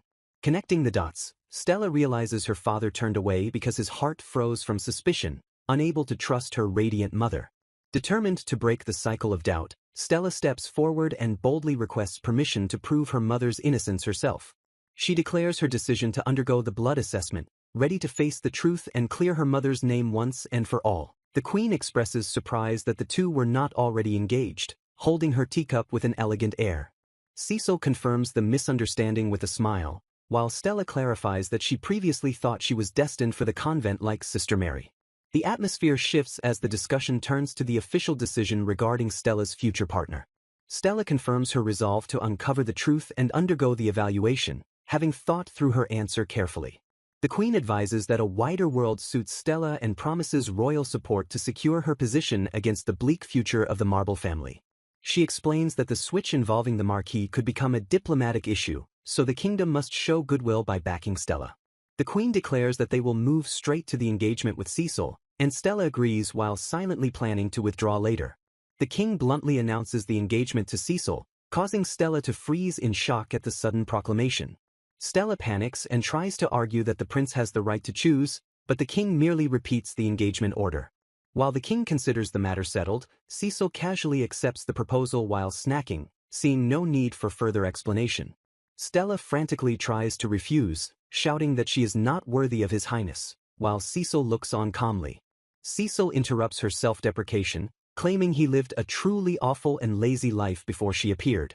He explains that the engagement is the perfect solution for his physical need for purification and her need for support. The king joyfully outlines the next steps, prioritizing Stella's evaluation followed by preparations for Cecil's noble title. He plots to make Marquis Marble panic by establishing Cecil's household, using the confusion to investigate while hinting at the Saintess's existence. In a sudden whim, the king decides that the round bird Ranran will live in the royal palace. He designates the Grand Hall as the creature's temporary home, declaring it a sacred zone for the holy beast. Cecil agrees with the arrangement, noting that a holy beast and a sacred zone must naturally be together. The prince decides to explain the full details of the sacred zone to his parents later. Stella is thrilled by the exciting mission to cleanse the royal palace and turn it into a sacred zone. The meeting concludes with the king noting they went against the queen's advice, and the group prepares to execute their plan. Elsewhere, Marion mocks Cecil's lack of power while enjoying tea with the Marquis. Cecil suddenly interrupts their conversation, declaring that while he lacks authority, he can still act spoiled and get what he wants. Marion scoffs at their delicate position, noting they have noble blood but no actual power to move organizations. Under the night sky, Stella stands on the balcony with Ran, reflecting on the tumultuous events of the day. The day was filled with noise and upheaval, from the discovery of the sacred zone to the sudden engagement. Stella smiles at Ran, happy that the little creature found a new home and something to be joyful about. Cecil climbs up to join her, struggling slightly against the strong wind as he makes his appearance. They share a refreshing moment in the breeze, questioning the reality of their sudden engagement to one another. Stella rationalizes that it is merely a political arrangement and vows not to let it become a burden on his life. She apologizes for her complicated circumstances and suggests they can annul the engagement when the time is right. Cecil firmly rejects her suggestion, stating that he agreed solely because it concerns her and that circumstances do not matter. He reflects that while his solitary life was comfortable, his current life is better, comparing his own special circumstances as a prince to hers. Cecil confesses that he used to spend his days killing time until she arrived and ended that empty existence. He gazes at her intensely and asks if she would truly have been content with someone like him. With sincere eyes, Cecil tells her that he genuinely wishes for her happiness above all else. He questions his own suitability for her, admitting that he also desires her happiness. Cecil reveals that ever since her first smile, his only thought has been how to see that expression again. He confesses that every night he spends with her makes him look forward to the next day. Kissing her hand with deep affection, Cecil formally proposes and asks Stella to marry him. Stella questions the reality of the moment, wondering if she can truly trust Cecil's proposal to be her family. Haunted by her parents' rejection, she internally asks if she is even allowed to love someone with a heart they refuse to accept. Cecil gently takes her hand, his touch breaking through her hesitation as the concept of love begins to materialize between them. With vulnerability, Cecil explicitly declares that he wants to be loved by Stella, laying his desires bare. Overwhelmed by his confession, Stella dissolves into tears, her eyes wide with a mix of disbelief and dawning hope. Cecil presses for her answer, admitting that he has been searching for someone to accept him and hear those words for a long time. Silence hangs in the air for a moment before Stella finally whispers her acceptance. Cecil vows that one day he will become her true family, solidifying the promise of their future together. Ran the holy beast chirps his agreement from the sidelines, adding a light-hearted seal of approval to the heavy moment. The scene shifts to the grandeur of the royal palace, where Stella stares up in awe at the magnificent architecture. Cecil proudly shows off the main hall, explaining that this is where they hold balls and evening parties. He reveals blueprints for Ran's new home, planning to build a hanging tree-style house near the back door. Stella points out that this is completely different from the tower room, but Cecil charmingly asks to borrow a little of her help to make it happen. The Queen arrives to oversee the operation, telling them to proceed safely as she prepares to observe the cleaning ritual. Eager to witness the construction of a sacred zone, the Queen watches as Stella begins the purification process with vigor. Stella scrubs the environment with intense energy, her cleaning movements creating a sparkling effect around the room. She proudly announces that the area swept with her broom has successfully transformed into a full sacred zone. Stella realizes that bonding is now possible within this purified space, marking a significant step in her powers. The Queen notices a shift in Stella's demeanor and asks what is wrong as the maid stands frozen. Surrounded by a glowing aura, Stella enters a trance and asks the Queen if she knows the true meaning of bonding. A shockwave erupts as Stella reveals she can make the holy beast use her skills, startling the Queen. The Queen realizes Stella's level has risen, allowing her to create a sacred zone single-handedly through her connection with the beast. Stella surrenders to the flow of power, seemingly addressing a presence named Huchi as she begins to enjoy the escalating magic. The magic spirals out of control as Stella collapses, while a dark, web-like substance appears on the ceiling which catches her attention. Cecil catches Stella as she falls, and she whispers that her body won't move, her eyes fixed on the mysterious anomaly above. Stella awakens from her faint to find herself staring into the worried face of Prince Cecil. The royal family breathes a collective sigh of relief as Stella regains consciousness, urged not to strain herself immediately. Disoriented, Stella mistakes the sensation beneath her hand for a bed, only to realize she is touching Huchi the slime. A jolt of shock runs through Stella when she discovers she is actually lying on top of His Highness, Prince Cecil. The king explains that due to their shared body connection, the miasma gathered around Cecil the moment he moved away, causing him to collapse. While the king teases them about sharing a bed, the queen reprimands Stella for dangerously overusing a skill that drains her stamina and mind. Cecil reassures everyone that he only suffered a minor bruise, but the focus shifts to converting the hall into a sanctuary for Ranran before the herbalist arrives. Lady Kelly, a woman with long dark hair, arrives at the palace in response to the summons. Introduced as the half-saint with the herbalist skill, Kelly greets the royal family, noting it has been a long time since they last met. Kelly apologizes for any delay caused by her shortcomings, while Stella frantically introduces herself as merely Cecil's maid. Cecil immediately corrects the introduction, declaring Stella is his fiancée and asking Kelly to befriend her, which leaves the herbalist in shock. Overjoyed by the news, Kelly celebrates the romance between royalty and a servant, though the queen notes the engagement is still fresh and secret. Cecil explains that Stella fainted from skill overuse, prompting Kelly to notice Stella's injury and insist on treating it immediately. Kelly produces a special potion that treats all wounds and provides invigorating effects, proudly presenting her special brew. Despite the ominous appearance of the bottle, Kelly urges Stella to drink it all at once for the best effect. Stella chokes down the liquid, which shifts from bitter to sweet, instantly curing her back pain and vanishing her exhaustion.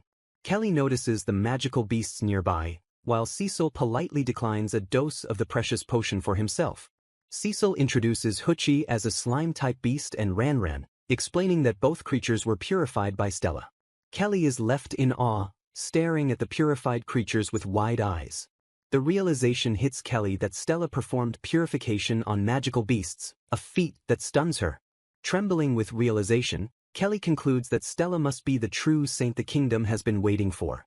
Cecil confirms her suspicion, stating that circumstances forced them to hide it, but they will now present her publicly as his fiancée. Kelly feels a sense of déjà vu but expresses joy, realizing Cecil's recent health recovery is due to the true saint's power. Stella humbles herself by admitting she needs support, and Kelly clasps her hands, sharing that she too is inexperienced despite being a saint. Recognition dawns on Kelly as she realizes Stella is the daughter of the Marble family who attended the tea party. Kelly offers a prayer for Stella's future happiness, claiming to understand the hardships she has faced. Caught up in the romance, Kelly dramatically describes their lives as a fairy tale of an unfortunate girl and an unfortunate prince, much to Cecil's annoyance.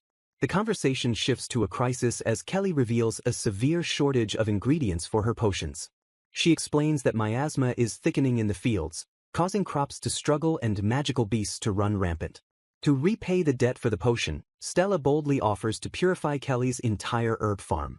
Delighted by the offer, Kelly suggests they turn the visit into a tea party, and Stella eagerly accepts.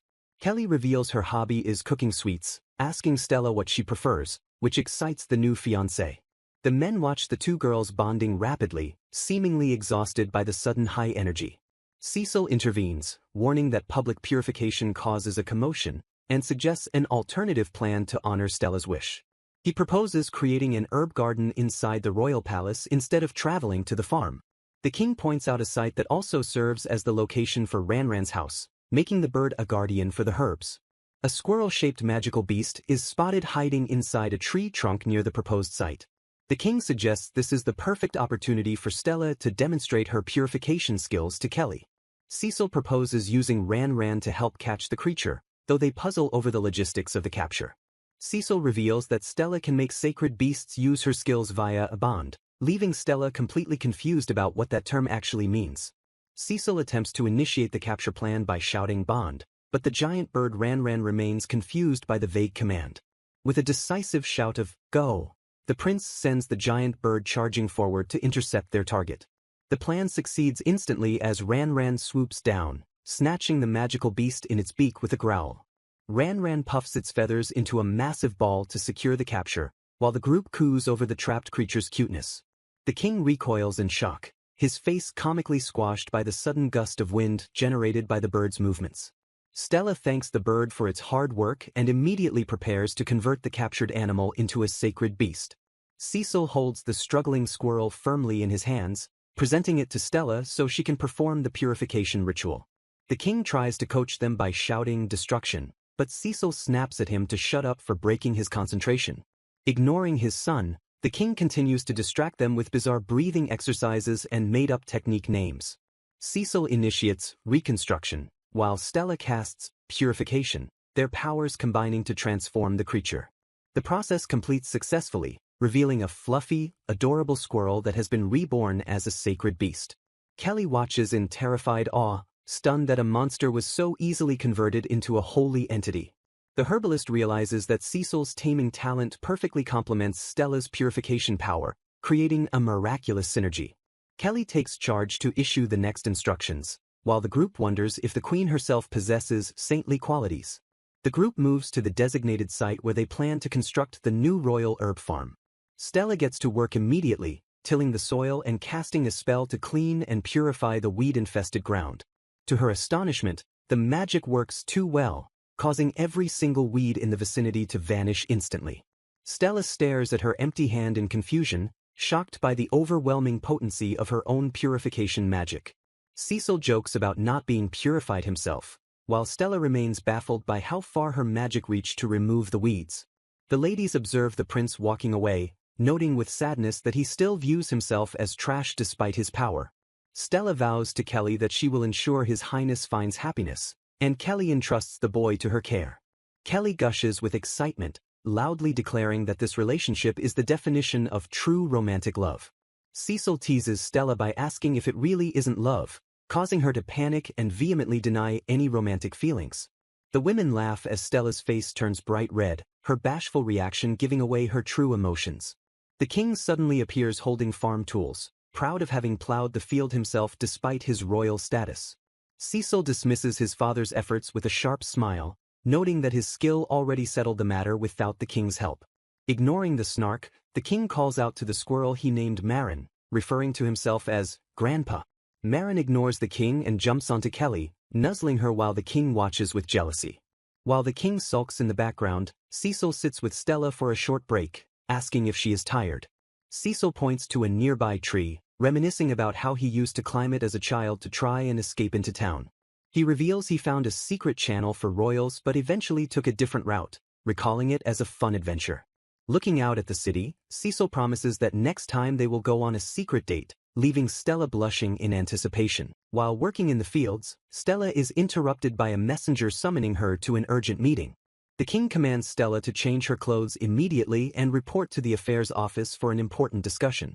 Stella trembles with anxiety, terrified by the sudden and serious nature of the summons. Cecil explains that the meeting concerns the assessment, as the skill holder can be summoned quickly to evaluate her. While Stella changes into an old dress, Cecil mentions his father's intimidation skill, noting how scary the king can be when serious. Cecil apologizes for the state of her dress, but Stella insists she loves it, prompting him to promise a new one soon. Stella happily imagines a new dress of a similar design, and Cecil warmly promises to remember her preference. As they walk down the corridor, Stella steels herself for the moment her family connection to her father will finally be revealed. She gulps nervously, prompting a concerned Cecil to ask if she is feeling all right. Stella reassures him that she is mentally prepared and tells him not to worry about her. Cecil looks her in the eyes and vows that whatever the truth may be, he will stay by her side. He offers to escort her properly, calling her "my lady," to help calm her nerves. Stella realizes he is acting this way specifically to cheer her up and ease her tension. Cecil worries he made a mistake, asking if he did something wrong, but Stella smiles at his clumsiness. She happily accepts his arm, chuckling as she agrees to let him escort her. The couple arrives at the entrance of the affairs office, ready to face what lies ahead. Inside, they are introduced to Dewey, the young man who possesses the assessment skill. Dewey greets them politely, expressing his hope that they will get along well. Stella stares at him in surprise, realizing she recognizes his face from somewhere before. Dewey recognizes her as the beautiful girl he saw previously and wonders if she is indeed the saint. He expresses relief to see that Cecil's condition has improved significantly since they last met. Cecil smiles at his old friend, but Dewey notes that the mood in the room seems slightly off. Dewey reveals that he and Cecil were childhood friends who got into plenty of mischief before the miasma separated them. Cecil vouches for Dewey's character, telling Stella that he is an honest man who never lies. Dewey confirms this, stating he takes pride in his skill and is naturally incapable of telling lies. He explains that this is a personal examination for Stella and swears on his parents' eyes to keep the results secret. The room falls silent, filled only by the sound of heartbeats as Dewey asks if Stella is ready. Stella stares back with determination and gives her consent for the assessment to begin. Dewey activates his skill, confirming to Cecil that he is commencing the scan. His eyes undergo a transformation, manifesting the concentric circles characteristic of the assessment skill. Dewey focuses his magical gaze intensely, scanning Stella's entire being with his power. He looks down at her feet and declares that he understands the situation. Cecil explodes in anger when Dewey reveals Stella's foot size is 9.5 inches, shouting that measurements were not part of the deal. Stella blushes in embarrassment while Cecil scolds Dewey for voicing such private details out loud. Cecil threatens to smash Dewey's head until he forgets the information, showing zero mercy for the breach of privacy. Dewey claims he was joking but immediately guesses her ring size is a 7, shocking Cecil even further. Dewey shifts to a serious analysis, identifying the spirits attached to Stella and confirming her purification skill. Stella is amazed he can see the spirits, and Dewey congratulates her on her engagement to Cecil. Dewey touches his chin thoughtfully, confirming that the inspection eye is indeed the real deal. The chapter concludes with a close-up of Dewey's face as he prepares to deliver his final verdict. Dewey drops the name Radis Marble, causing Stella to freeze in shock as she recognizes the name of her estranged father. Swearing on his very soul that he speaks the truth, the assessor confirms that Stella is indeed the legendary saint the world has been waiting for. The revelation leaves Stella trembling, her mind reeling as she struggles to process the undeniable connection to her father. She sits in stunned silence, finally understanding that her father was truly her blood, a reality that reshapes her entire understanding of their past. A gentle touch brings her back to the present, and a wave of pure joy begins to wash over her as the truth sinks in. Tears stream down Stella's face as she accepts her identity, her voice trembling with a mixture of relief and overwhelming emotion. Despite the happiness radiating from her, a shadow remains as she grapples with the lingering confusion of why her father hated her if they were truly related. Dewey thanks her for her cooperation and affectionately asks the saint to look after Cecil, whom he considers a younger brother. Stella beams with a radiant smile, promising without hesitation that she will take good care of the prince. The group settles into a comfortable silence in the office, the heavy tension of the assessment finally dissipating into the air. Cecil stretches lazily after a nap and immediately shifts into duty mode, playfully agreeing to escort Stella to her room like a proper knight. Stella boldly requests to take a walk in the city with the prince, prompting the king to unexpectedly agree to the excursion. The king points out the paradox of a secret outing, noting that announcing it to everyone defeats the entire purpose of sneaking out. He warns that informing the guards would only cause unnecessary worry, suggesting they keep the operation as low profile as possible. Compromising on safety, the king decides to send a light guard detail to accompany them from a distance to ensure their protection. As they walk down the quiet corridor, Cecil breaks the silence by calling out to Stella, drawing her attention. He remarks that she has finally shown him a genuine expression, noting that her features seem to have softened and changed since they first met. Stella touches her face in confusion, completely unsure of what he means by her expression or how she has changed. Cecil laughs heartily and tells her that a smile suits her best, declaring that happiness is her true look.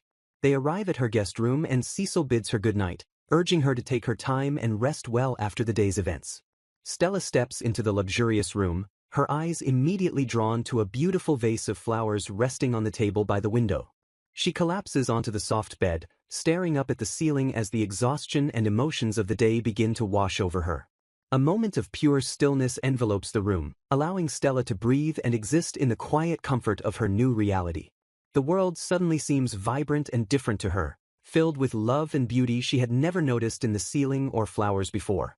She realizes that the beauty was always there, but she simply lacked the courage to accept the world's warmth until now. Resolving to move forward, the narrative shifts to the next day as Stella finds herself being dressed in a very unexpected outfit. Cecil asks if she is comfortable, revealing that he has dressed her in his old commoner clothes for their secret outing. Stella stretches her limbs and admits that the loose pants are surprisingly comfortable compared to her usual stiff dresses.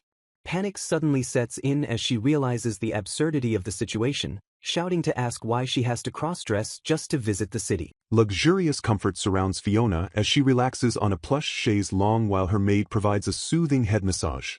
Fiona describes her meticulous daily skincare ritual, which involves steaming her face and a decadent rose oil massage. The peaceful atmosphere is interrupted by a sudden knock at the door and a request for entry. A weary visitor arrives, seeking the immediate use of a special skill to combat their exhaustion. Fiona playfully asks if the request can wait, but the prompt reveals her specialized healing skill is the true target. She agrees to perform the task, noting the urgency of tending to His Highness Cecil as soon as possible. Fiona stands before the seated Prince Cecil, extending her hand as a glowing light emanates from her palm to begin the treatment. Cecil closes his eyes in deep concentration as the magical energy begins to take effect. The prince marvels at the instant relief, prompting Fiona to ask if he feels well enough to depart quickly.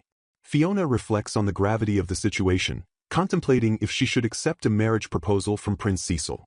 A sense of urgency grows as characters discuss suspicious occurrences that demand they hurry their plans. Shock takes over when rumors surface claiming that His Highness Cecil may already have a secret fiancée. Reports indicate Cecil has recovered and is appearing in public, but always with a mysterious, non-traditional maid by his side. Scandalized reactions follow the news of this maid chatting comfortably with the royal family in improper attire. Convinced the prince is being forced into a relationship, the group resolves to go and save him immediately.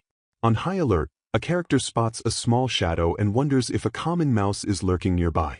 Chaos erupts as a maid screams in terror at a monster scurrying beneath her master's feet. In a frantic scramble, they attempt to stomp on the creature before it can escape. Concerns rise as these strange incidents involving small creatures seem to be happening with increasing frequency. The group realizes the palace miasma is thickening, warning that only specialized individuals can handle the growing threat. Despite the fear of the monsters, confidence remains high that Prince Cecil can defeat any creature that appears. A stern condition is voiced: the marriage to Fiona must proceed regardless of the costs. With a determined spirit, the protagonist thanks her father and vows to work hard to make her dreams a reality.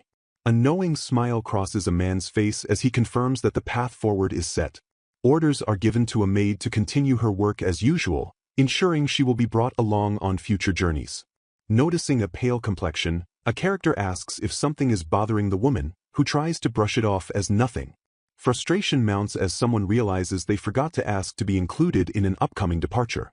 The heavy, oppressive atmosphere in the palace is noted, affecting the moods of everyone present.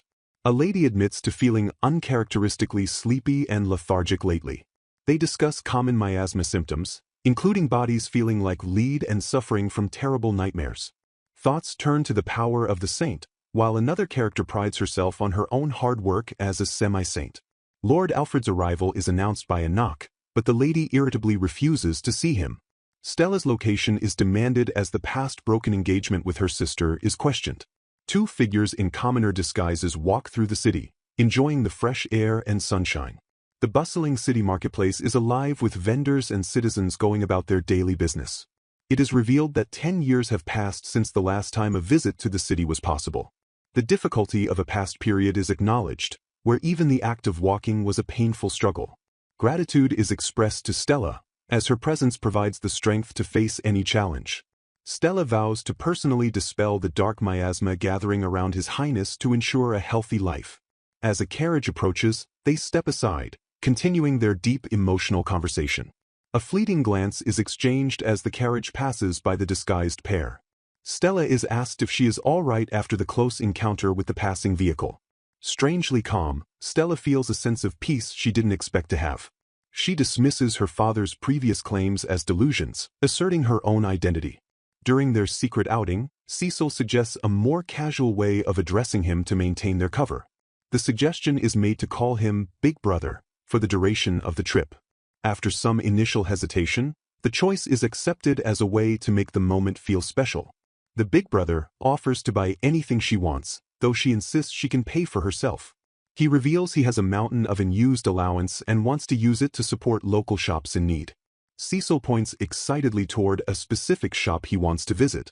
Stella is baffled when the prince enthusiastically leads them into a simple betting shop. Despite the shopkeeper's shock at the massive overpayment, Cecil insists a man never goes back on his word.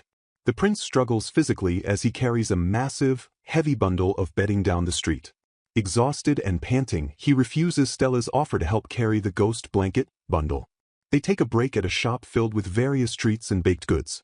Cecil collapses into a chair, completely exhausted by the physical exertion of his shopping spree. Stella offers him cookies, noting that sweets are the perfect remedy for tiredness. The prince opens his mouth wide, expecting Stella to feed him directly. Stella blushes furiously, comparing the intimate moment to a scene from a romance novel. Steel courage allows her to fulfill the request, determined to make him happy as promised. She feeds him the cookie as he happily accepts the treat with a "Nymph." Magical sparkles seem to fill the air as the prince enjoys his snack. Cecil beams with delight, declaring the treat delicious while Stella smiles back. The surrounding crowd begins to stare, much to the pair's confusion. Cecil realizes the onlookers are bewildered by the sight of two men being so intimate in public. Stella points out that Cecil was the one who insisted on her male disguise in the first place. The male disguise is deemed a success, even if it leads to some awkward misunderstandings. Cecil admits he initially wanted to take her to a tailor but ended up at the bedding shop by mistake. As they continue their walk, Cecil asks if there is anywhere else Stella would like to go. They arrive at a church and are greeted by a surprised Sister Mary. Sister Mary enthusiastically congratulates the lucky girl on returning with a prince as her fiancé. Cecil mutters that Sister Mary doesn't act much like a traditional nun. The sister sharpens her gaze, proving her hearing is still perfectly fine. Stella praises Sister Mary for helping and guiding so many people over the years.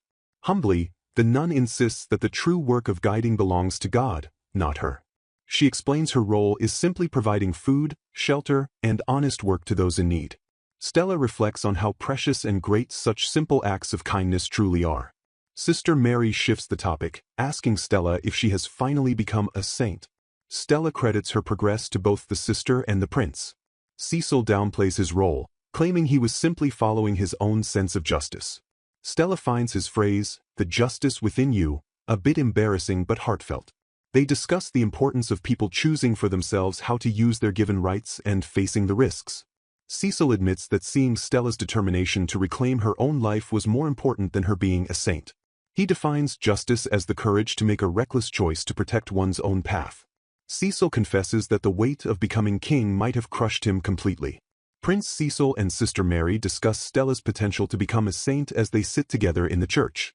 Cecil reflects on the cursed prince rumors but notes how Stella's presence purifies the air like a clear sky at dawn. With a mischievous glint in his eye, the prince decides that bringing Stella and the cursed prince together might yield interesting results. The scene shifts to the exterior of the grand building as Cecil notes that the outcome of his plan far exceeded his expectations. Sister Mary laughs joyfully while witnessing a magnificent display of purification magic. Stella expresses a desire to someday free others from the dark miasma, which she identifies as the embodiment of negative emotions. Sister Mary encourages Stella's dream but asks if she has a personal wish for herself as an individual, beyond being a saint. Stella pauses to think, noting that it is the exact same question the Queen once asked her. She recalls a simple but fun afternoon spent planting flowers and drinking tea with a semi-saint. Sister Mary finds the sentiment wonderful and urges the young girl to hold on to those feelings.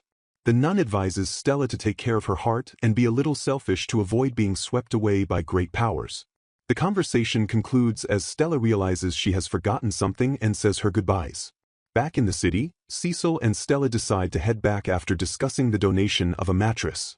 Suddenly, a child bumps into Cecil, causing a sharp moment of shock and physical impact. Cecil falls to the ground in a daze, wondering how a mere child could have knocked him over so easily. To their horror, Cecil realizes his body is fine but his wallet has been stolen by the brat. Furious at the scoundrel, Cecil and his group immediately begin a high-speed chase through the narrow streets. The prince shouts for the thief to be caught as the hooded figure sprints away into the distance. The thief exhibits incredible speed, leaving the pursuing group breathless and struggling to keep up. Panting heavily, the pursuers are forced to stop as they lose sight of the target. Disoriented and out of breath, they realize they have completely lost the thief's trail. The hooded criminal is officially gone, leaving behind only the empty, winding alleyways. A guard calls out to Cecil, concerned about his well-being after the sudden disappearance. Cecil looks around in confusion, wondering if he has been left behind by his own group. Stella finds herself alone in an unfamiliar part of the city, wondering where she is. She admits to herself that she didn't know this specific area well enough to be chasing someone through it. Stella senses a dense, dark aura emanating from a nearby building and wonders if it is coming from inside. The young girl stands small and alone before the large, imposing structure. Fearing the appearance of magical beasts, Stella decides she must purify the warehouse immediately. As she prepares her magic, Cecil suddenly lunges forward and shouts for her not to purify the area. Cecil identifies himself to the startled Stella, who is relieved to see His Highness safe. Cecil explains that his heavy cover almost suffocated him and apologizes for the scare.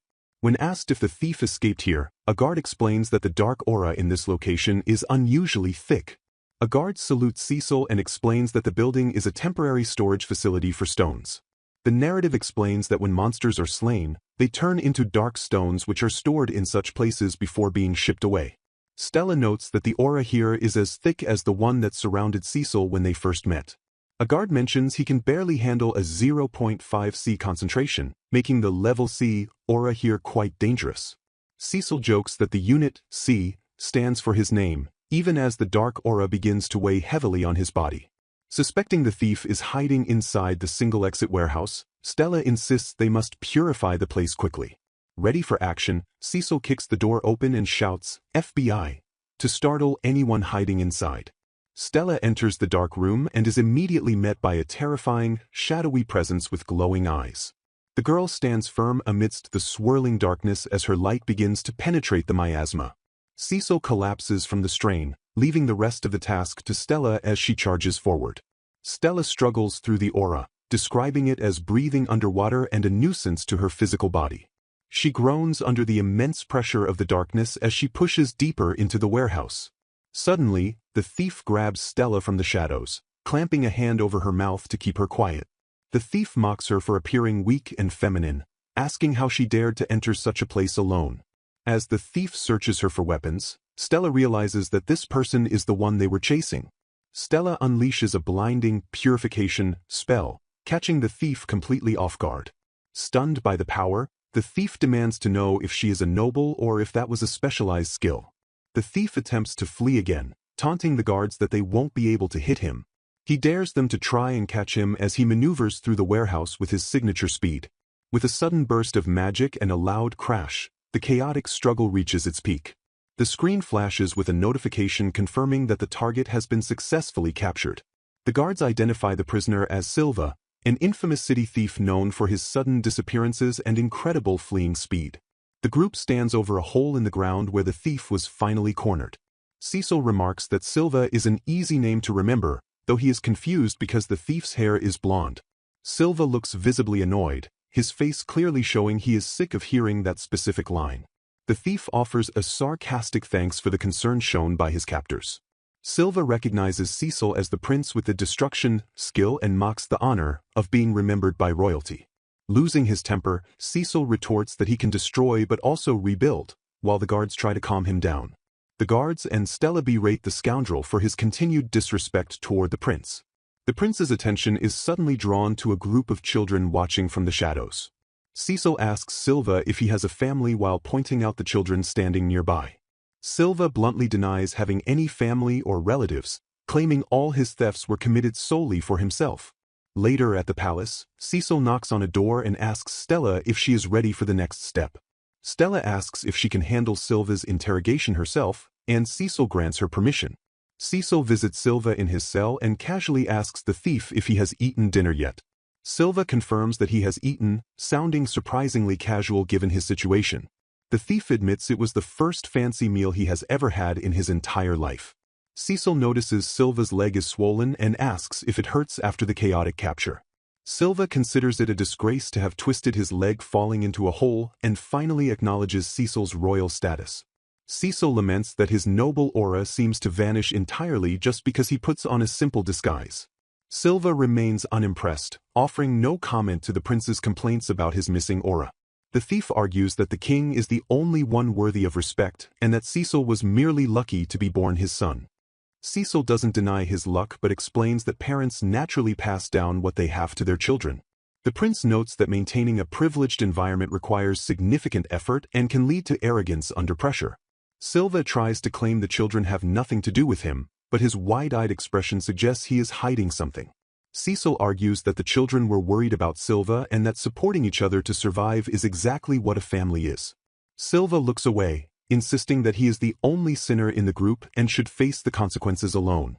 Cecil points out that Silva's victims might have also been trying to feed their own families with that money. Silva falls silent, finally absorbing the weight of the prince's words as he looks down. Cecil declares that since the punishment is up to him, it is time to deliver the sentence.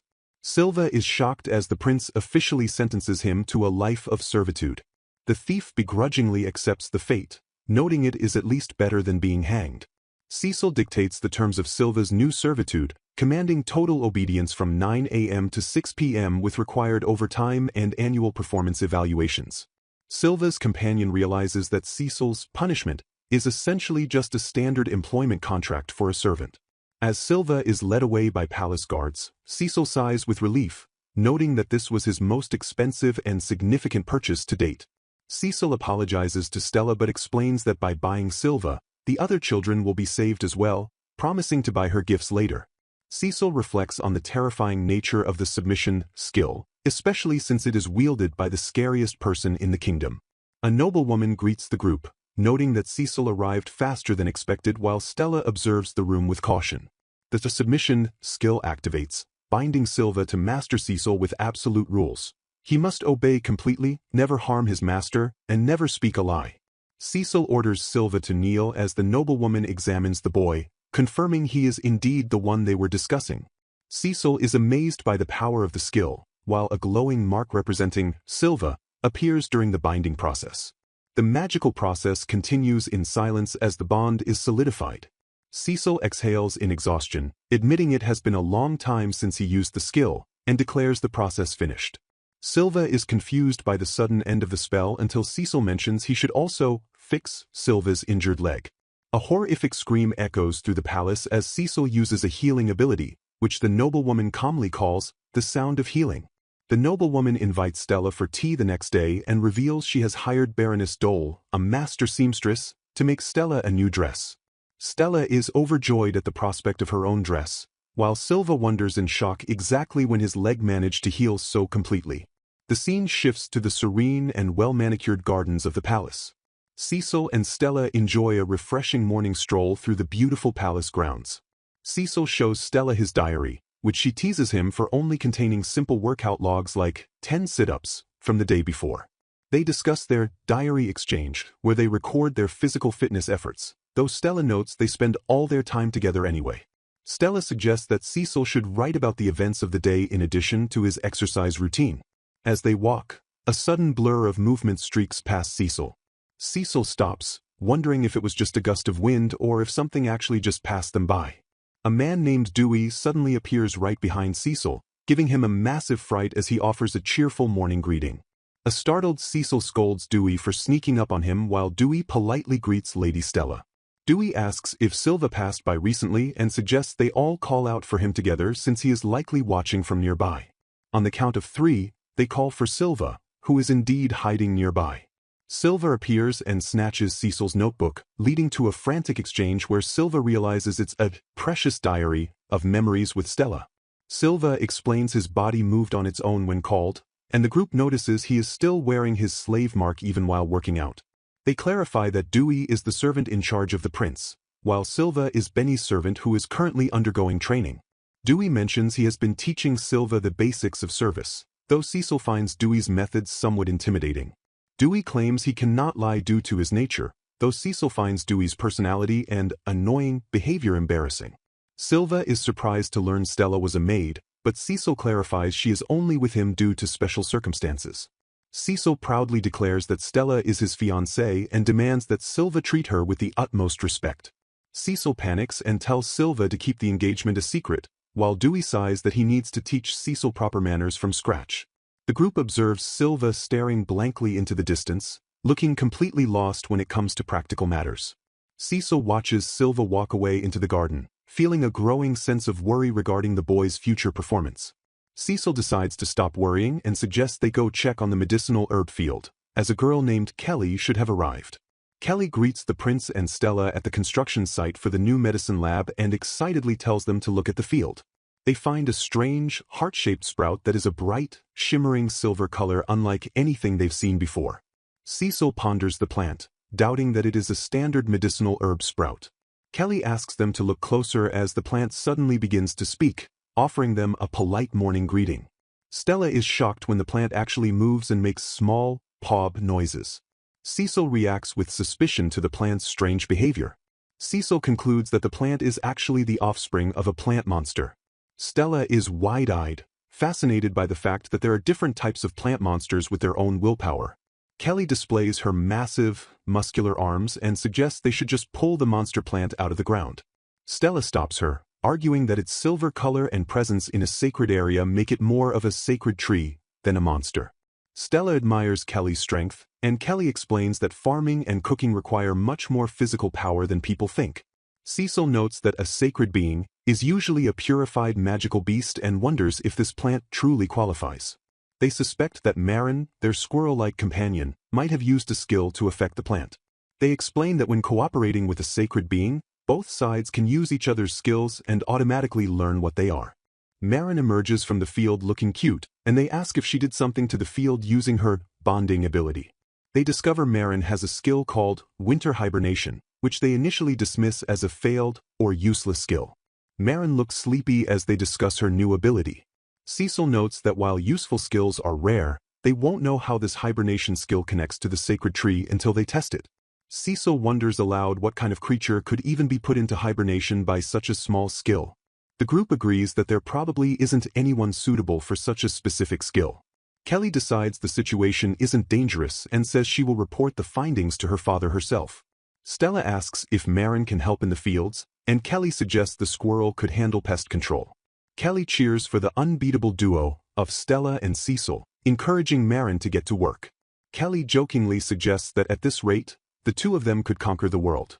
Cecil takes the joke seriously, noting they shouldn't joke about power while there is still a faction supporting his claim to the throne. Kelly panics and apologizes profusely for her careless words, while Cecil also apologizes for his stiff response. Kelly bows deeply, feeling that she acted far too annoyingly.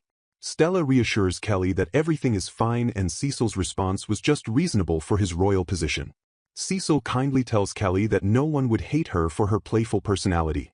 They arrive back at the palace as Cecil confirms their guest has finally arrived. The noblewoman introduces Harriet Dole, a highly skilled seamstress with a sewing skill, who is honored to meet the prince and Stella. The noblewoman offers her dressing room for Harriet to take Stella's measurements immediately. Stella is beaming with joy, feeling like her dream of having her own dress is finally coming true. Harriet begins the process of measuring Stella in the elegant dressing room. Harriet comments on Stella's slender figure and suggests a style that will show off her silhouette beautifully. Stella is shocked when Harriet realizes this is her first ever dress, as Stella had hoped for a style similar to the Queen's. Harriet is stunned to learn that even though even the poorest families make dresses for their daughters, Stella never had one. Harriet sighs deeply, processing the sad reality of Stella's upbringing. Harriet wonders about the true identity of the quasi-saint, Stella Marble, and what special circumstances she has endured. Stella explains her past and the switch that occurred, referring to someone as her younger sister. Harriet sympathizes with Stella, telling her that the harsh experiences are all in the past now. Stella asks to call Harriet, Sister Harriet, while Harriet insists that Stella just call her by her name. Stella persists, truly wanting to use the affectionate title. Harriet gives in with a smile, accepting the name from Stella. The group spends time happily choosing the fabric and design for the new dress. Harriet prepares to leave, promising to sew the dress with the utmost care, stitch by stitch. Cecil suggests they head back to their room now that the appointment is over. Upon returning, they are surprised to find Silva and Dewey waiting together to announce that dinner is ready. Stella watches with a light-hearted smile as Cecil quickly masters his new duties, noting that while the way of a servant cannot be mastered in a single day, he has real potential. Cecil enjoys a cup of tea but is playfully teased by a young companion who insists his preparation still needs a bit of practice. The peaceful atmosphere is suddenly interrupted when something small and unexpected falls to the ground. A small, mysterious object lies on the carpet near the table leg, sparking immediate curiosity. Panic ensues as the group reacts to the sudden appearance of a creature named Huchi, leading to startled shouts and a sudden movement. Confusion and shock grip the room as everyone tries to process what just happened while Cecil remains composed. It is revealed that the visitor is Huchi, a sacred being shaped like a slime, as someone anxiously asks if anyone was burned. Relieved that the sacred being was there to save them, the group catches their breath after the narrow escape. Cecil questions if a skill was just used, leading to a surprising revelation that Stella is currently penniless despite her incredible abilities. Stella examines a purified tainted stone, explaining that it burst into flames the moment she touched it. Cecil experiments with the stone's power, shouting "Fire!" as they realize the skill might have been residing inside the crystal all along. The group discusses how the stone's color lightened after being used, suggesting its powers might not be repeatable. They conclude that the skill likely belonged to the monster that originally formed the stone's core, marking a massive discovery. The group marvels at how a tainted stone, which normally corrupts mana, could become something so useful after Stella's purification. Suspicion arises regarding Stella's true identity as her fiancé questions her incredible mastery over purification and sacred beings. In a grand, dramatic moment, it is loudly proclaimed that Stella is actually the saint. The shock of the revelation leaves characters speechless and wide-eyed as the weight of the saint title sinks in. Stella spirals into a comedic panic, fearing she will be crucified for her hidden identity. Chapter 19 begins with a focused and determined Cecil as the narrative shifts to a new phase of their journey. Stella frantically argues that her identity being mistaken for a boy was just an accident, but Cecil remains unimpressed. Cecil playfully threatens to make Stella work for him for the rest of her life, fueling her dramatic frustration. Cecil calls for order to organize their thoughts regarding the experiment he performed on the goblet they found. Several stones are presented, each showing varying degrees of reaction to the sanctification experiment. Cecil explains that he placed stones purified by Stella inside different goblets to observe the long-term effects. One specific goblet was kept empty and sanctified beforehand to serve as a control for the experiment. The results are clear. The combination of a sanctified place and a purified stone is the only setup that remained perfectly clean. They discover that purification stones and sanctification reinforce each other, preventing them from returning to a tainted state. Because of this discovery, they realize that holy beasts and holy places must be kept together as a set to remain stable. Stella is amazed by the vision of using purification stones to stabilize holy areas for the future. The mood shifts as they realize that if evil people manage to steal these purification stones, it would be an absolute disaster. They realize they must guard these stones as carefully as skill crystals, especially now that they know skills can be used through the stone alone. The realization hits that the purification stone essentially contains a skill within it, granted upon touch. A moment of pure, synchronized shock washes over the group as the full weight of their discovery settles in. A bold, game-changing question is proposed. Could they perhaps create a skill crystal themselves? Cecil's excitement boils over into a loud outburst, prompting the others to try and calm His Royal Highness down. Standing before the temporary storage for tainted stones, Cecil declares that their real show is about to begin. The process is laid out. Purification, destruction, and reconstruction are the keys to creating a skill crystal. Stella feels a sudden hesitation about breaking the stones, comparing them to the souls of magical beasts. The group pauses at the door, deciding they need to think this through carefully before proceeding with such a drastic plan. They contemplate the nature of beast stones, questioning if they truly have a tangible physical existence. Cecil explains that as long as humans exist, the tainted mist will never run out, and stones eventually return to nothingness. He notes that unless stones are purified, the tainted energy inside them only continues to grow denser over time. They discuss the disposal site where accumulated stones are eventually crushed into powder and transported away. A brilliant realization strikes. At the disposal site, they wouldn't even need to break the stones manually. They wonder about the rank of magical beasts at the site and if they can even successfully reach such a dangerous location. It is noted that the stones are brought to the disposal site at dawn, the only time tainted mists and beasts lose their power. They reflect on the dangerous nature of the task, noting that prisoners are often forced to handle the disposal. Silva suddenly appears behind them, revealing he has been practicing stealth and servant training simultaneously. Silva showcases hidden weapons concealed on his body, explaining he is carrying over skills from his previous life. The group is taken aback by Silva's intense and slightly terrifying enthusiasm for his ninja lifestyle. Silva insists on joining any dangerous mission, causing Cecil a mix of frustration and unintentional happiness. Stella offers to perform purification on the stones in storage, which Cecil finds incredibly helpful as they shift priorities. The group transitions into a period of physical and muscle training to prepare for the challenges ahead. The characters meticulously handle the gems and stones, ensuring every detail of their preparation is perfect. As the day ends, Cecil decides to wrap up the training and take the watch himself. They head to the back garden to check on the sacred tree, doubting much has changed overnight. They are stunned by the incredible growth speed of the tree, noting that the beast Ranran also grew remarkably fast. Cecil spots his father resting nearby and checks to see if he is taking a well-deserved break. He notes how exhausted his father looks, though the elder man still possesses a certain weary beauty. The father apologizes for the trouble caused by Marquis Marble and Stella's sister, who have been demanding to meet Cecil. He explains that the Marquis is desperately trying to protect his daughter Fiona after the substitution was exposed. Cecil and his father discuss the Marquis's motivations, confirming his primary goal is to protect Fiona. Weary from the daily confrontations, they anticipate that the unwelcome visitors will likely return tomorrow. A plan begins to form as they decide how to handle the persistent Marquis in the coming days. Having moved past her fear, Stella asks for permission to face her father directly at the right time. The king agrees, planning a grand evening party to formally present Stella and force the Marquis to negotiate. The king admits he was planning to resolve the matter himself but is pleased to see Cecil's readiness. He entrusts the situation to Cecil, commanding him to support Stella well in the coming trials. With his orders clear, the king returns to his official duties, leaving Cecil and Stella to prepare. A sudden sound startles Cecil, while Stella is visibly overwhelmed by the looming pressure of the party.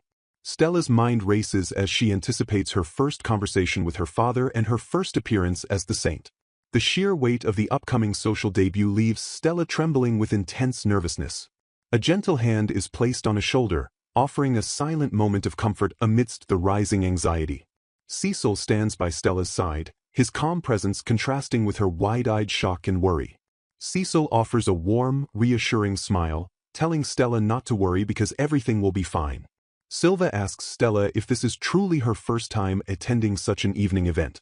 Stella sheepishly admits the truth while Silva teases her about learning to read the room during their training. They realize that at the next party, Stella will have to face her disgusting father and rotten sister head-on. Silva bluntly tells Stella that she currently lacks the necessary aura to command the room. He emphasizes that in her current state, she simply isn't ready to face the high society nobles. Cecil defends Stella, calling her very attractive and dismissing Silva's harsh assessment as biased. Silva explains that Stella must show the dignity of a holy woman and a royal fiancée to transcend the gossip of the nobles. To solve the aura problem, they decide to craft a majestic staff that will instantly mark Stella as someone special. The plan is to create a staff with a bristled tip like a broom that activates sanctification with a single sweep. They decide to use wood from the Tree of Sanctity, and Cecil eagerly volunteers to be the one to craft the staff. A massive tree pulses with spiritual energy as a mysterious figure is seen entangled within its towering, radiant branches. Stella gazes up in wonder as light filters through the silver leaves and white branches of the magnificent sacred tree. The gentle rustle of the leaves fills the air, sounding like a beautiful, ethereal song to her ears. Suddenly, the serene atmosphere is shattered as a groaning face emerges from the trunk, causing Stella to recoil in shock. Waking up with a start, Stella realizes she had fallen into a deep sleep after an incredibly long and eventful day. Prince Cecil excitedly presents a finished staff to Stella, declaring it a perfect match that will surely convince the nobility. Stella examines the exquisite craftsmanship of the tool, feeling the weight of the sacred tree's power held within it. Admiring the beauty of the staff, they prepare for the upcoming banquet with newfound confidence in Stella's role. Upon touching the staff, Stella notices her fatigue vanishing and her magical skills feeling significantly lightened by its aura. Cecil thanks Stella for her hard work and prepares to leave, playfully mentioning he expects some overtime pay for the late hour. As they continue working, Cecil observes that the staff feels as though it carries the very essence of Stella herself. He notes that simply holding the staff causes his body to relax, further proving its extraordinary properties. Stella realizes the staff has become a sacred zone unto itself, allowing her to influence her surroundings even from a distance. Cecil contemplates whether he should keep the staff, realizing it might allow him to move freely without Stella's constant presence. When asked if she prefers him to keep it, Stella is visibly taken aback, her expression shifting to one of sudden concern. With an earnest look, Stella admits that she truly enjoys the time she spends by the prince's side. Cecil pulls Stella into a warm, unexpected embrace, the finished staff held between them as they share a tender moment. The intimacy of the gesture lingers as they stand close together in the quiet of the room. A soft, fluttering sound fills the space, marking the quiet transition of their growing bond. Cecil apologizes for the sudden hug, explaining he simply couldn't contain his joy at her kind words. Insisting she keep the staff, Cecil tells Stella it was made specifically for her and he wants her to be the one to carry it. Flustered but grateful, Stella accepts the gift and they exchange warm goodnight wishes as the long day finally ends. The scene shifts abruptly to a moment of high tension as someone demands another to get out, threatening to report harassment to the king. Stella sits slumped against a grand door, looking completely overwhelmed and dazed by the whirlwind of recent events. Her mind is in a swirl of confusion and surprise as she tries to process the physical closeness she just shared with Cecil. She reflects on their relationship, realizing they are moving far beyond the sibling-like bond she originally imagined. In a panic, she reminds herself of her official status, crying out internally about being his actual fiancé. The night of the grand evening banquet finally arrives, signaled by an ornate frame and the sound of preparation. Lady Dole presents a transformed Stella, who looks stunning in a sophisticated, elegant white gown. The designers celebrate their success, giving a thumbs up for a dress that is both simple and truly wonderful. Lady Dole explains how the design blends classic royal styles with modern fabric to perfectly enhance Stella's figure. Stella thanks her profusely before rushing off to show her new look to Prince Cecil. Taking a deep breath, Stella knocks on the door, eager to see the prince's reaction to her appearance. Cecil greets her with a bright smile, relieved and happy to see that the dress is finally finished. He is absolutely floored by her beauty, presenting her with a final accessory to complete the ensemble. Stella looks down and realizes her shoes haven't changed, standing in contrast to the rest of her high-end outfit. As Cecil leans in to check the fit of her heels, Stella becomes incredibly flustered by how close his face is to hers. He informs her that the guests have already begun to gather, signaling it's time for their grand entrance. Cecil instructs Silva to prepare as they get ready to head toward the main hall. He notices Stella's nerves and playfully tells her not to look so intimidating as they approach the crowd.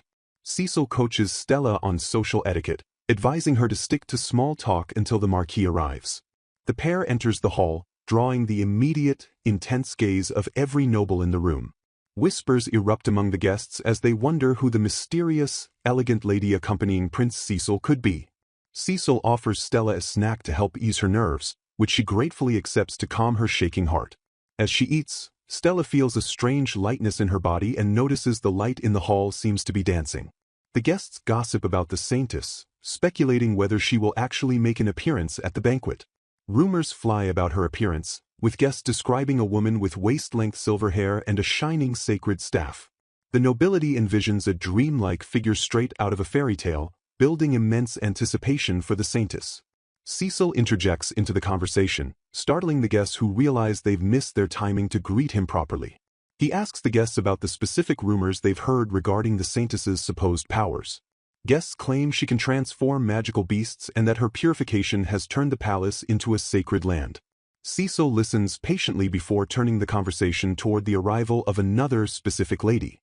The name, Lady Stella Marble, is invoked, sending a ripple of recognition through the listeners. Cecil mentions that the Marble family is invited, while guests speculate if Stella's sister has awakened new powers. Suddenly, a girl named Fiona bursts onto the scene with thick makeup and a loud, energetic greeting. Fiona clings to Cecil's arm, claiming she has come to the palace repeatedly just to see him. The guests are taken back by her strange behavior, while Stella watches in disbelief at the girl's boldness. Stella gazes at Fiona, the tension rising as the sisters finally come face to face in the crowded hall. Fiona is stunned as Stella reveals herself, looking completely different from the sister she thought she knew. The younger sister is outraged, demanding Stella stop using her childhood name and questioning why she is there. Fiona screams that evil will cling to them if Stella doesn't use her formal baptismal name. Stella wonders if Fiona was simply deceived by their parents rather than being intentionally malicious. Stella confronts her sister, calling out the lies and pointing out that nothing bad has actually happened. Fiona defends her parents blindly, blaming the wine and her heavy dress for her own erratic feelings. In a flashback, Fiona complains about wanting a mature dress like Stella's, revealing her deep-seated jealousy. Back in the present, Fiona calls out to her father as Cecil expresses relief that he's finally rid of the girl's clinginess. Marquis Marble enters the hall and stops dead in his tracks, staring at Stella in pure, unadulterated shock. Stella resolves to end the family conflict tonight, noting how they tried to hide her mother's legacy. She approaches her father and stepmother, stating clearly that there is something important they must discuss. The stepmother tries to flee by feigning illness, but Stella isn't letting them escape the situation this time. The Marquis looks shaken to his core as Stella insists that this conversation is vital. Stella stands her ground against her parents, the eyes of the entire nobility fixed on the family drama. Whispers fill the room as the nobles realize the silver-haired girl is actually the elder Marble sister and the true Saintess candidate. Guests note that the Marquis's current wife looks nothing like the one they remember from his wedding. The stepmother's face contorts with rage and fear as the social standing she carefully built begins to crumble.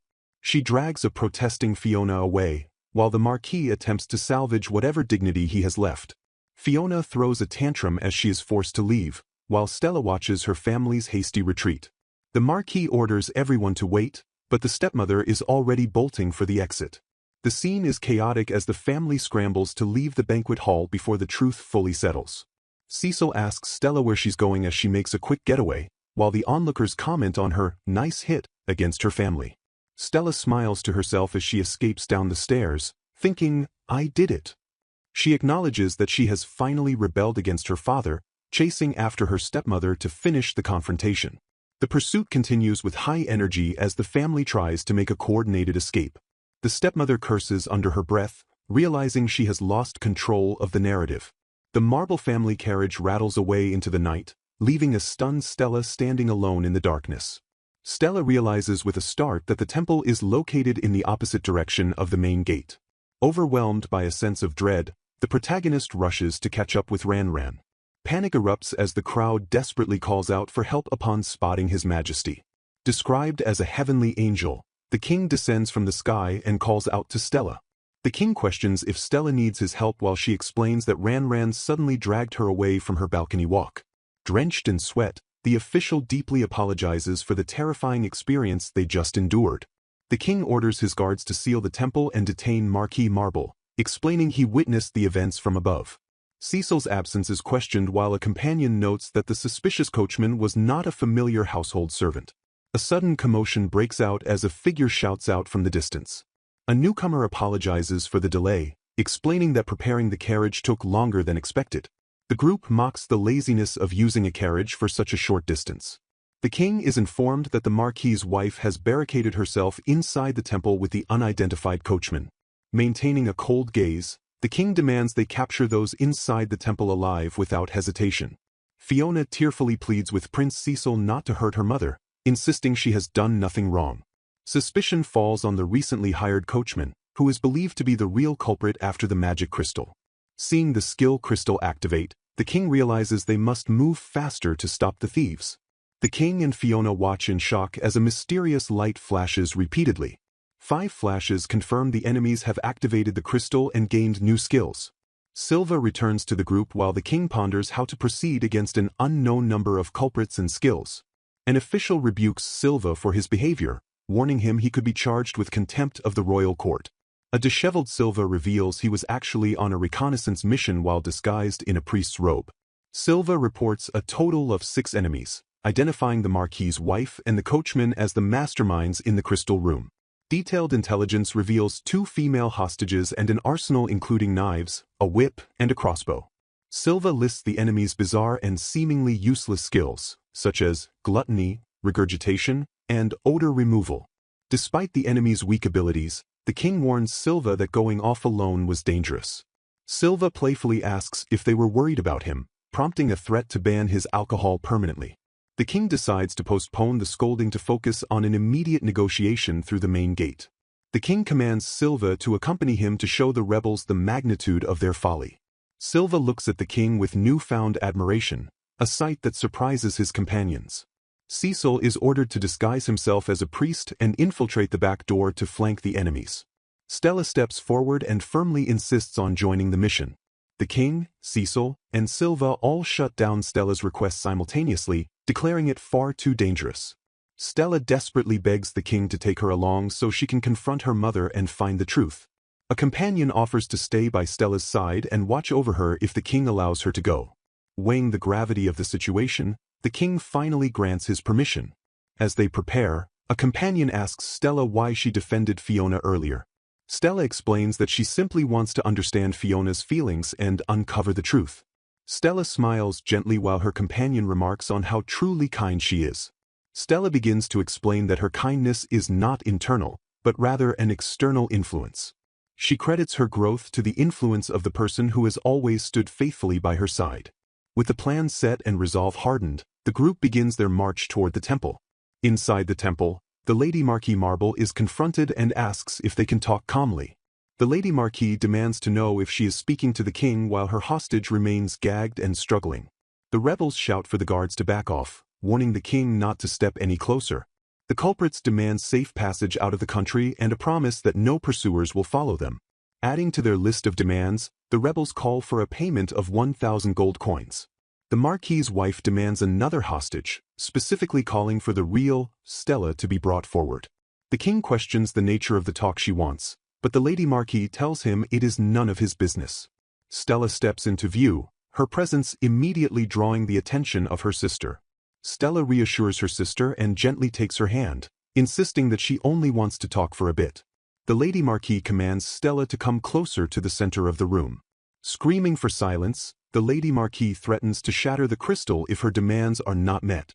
Despite the king's warnings of danger, Stella calmly moves forward while searching for the missing coachman. A final warning rings out as everyone watches Stella walk into the path of the desperate lady.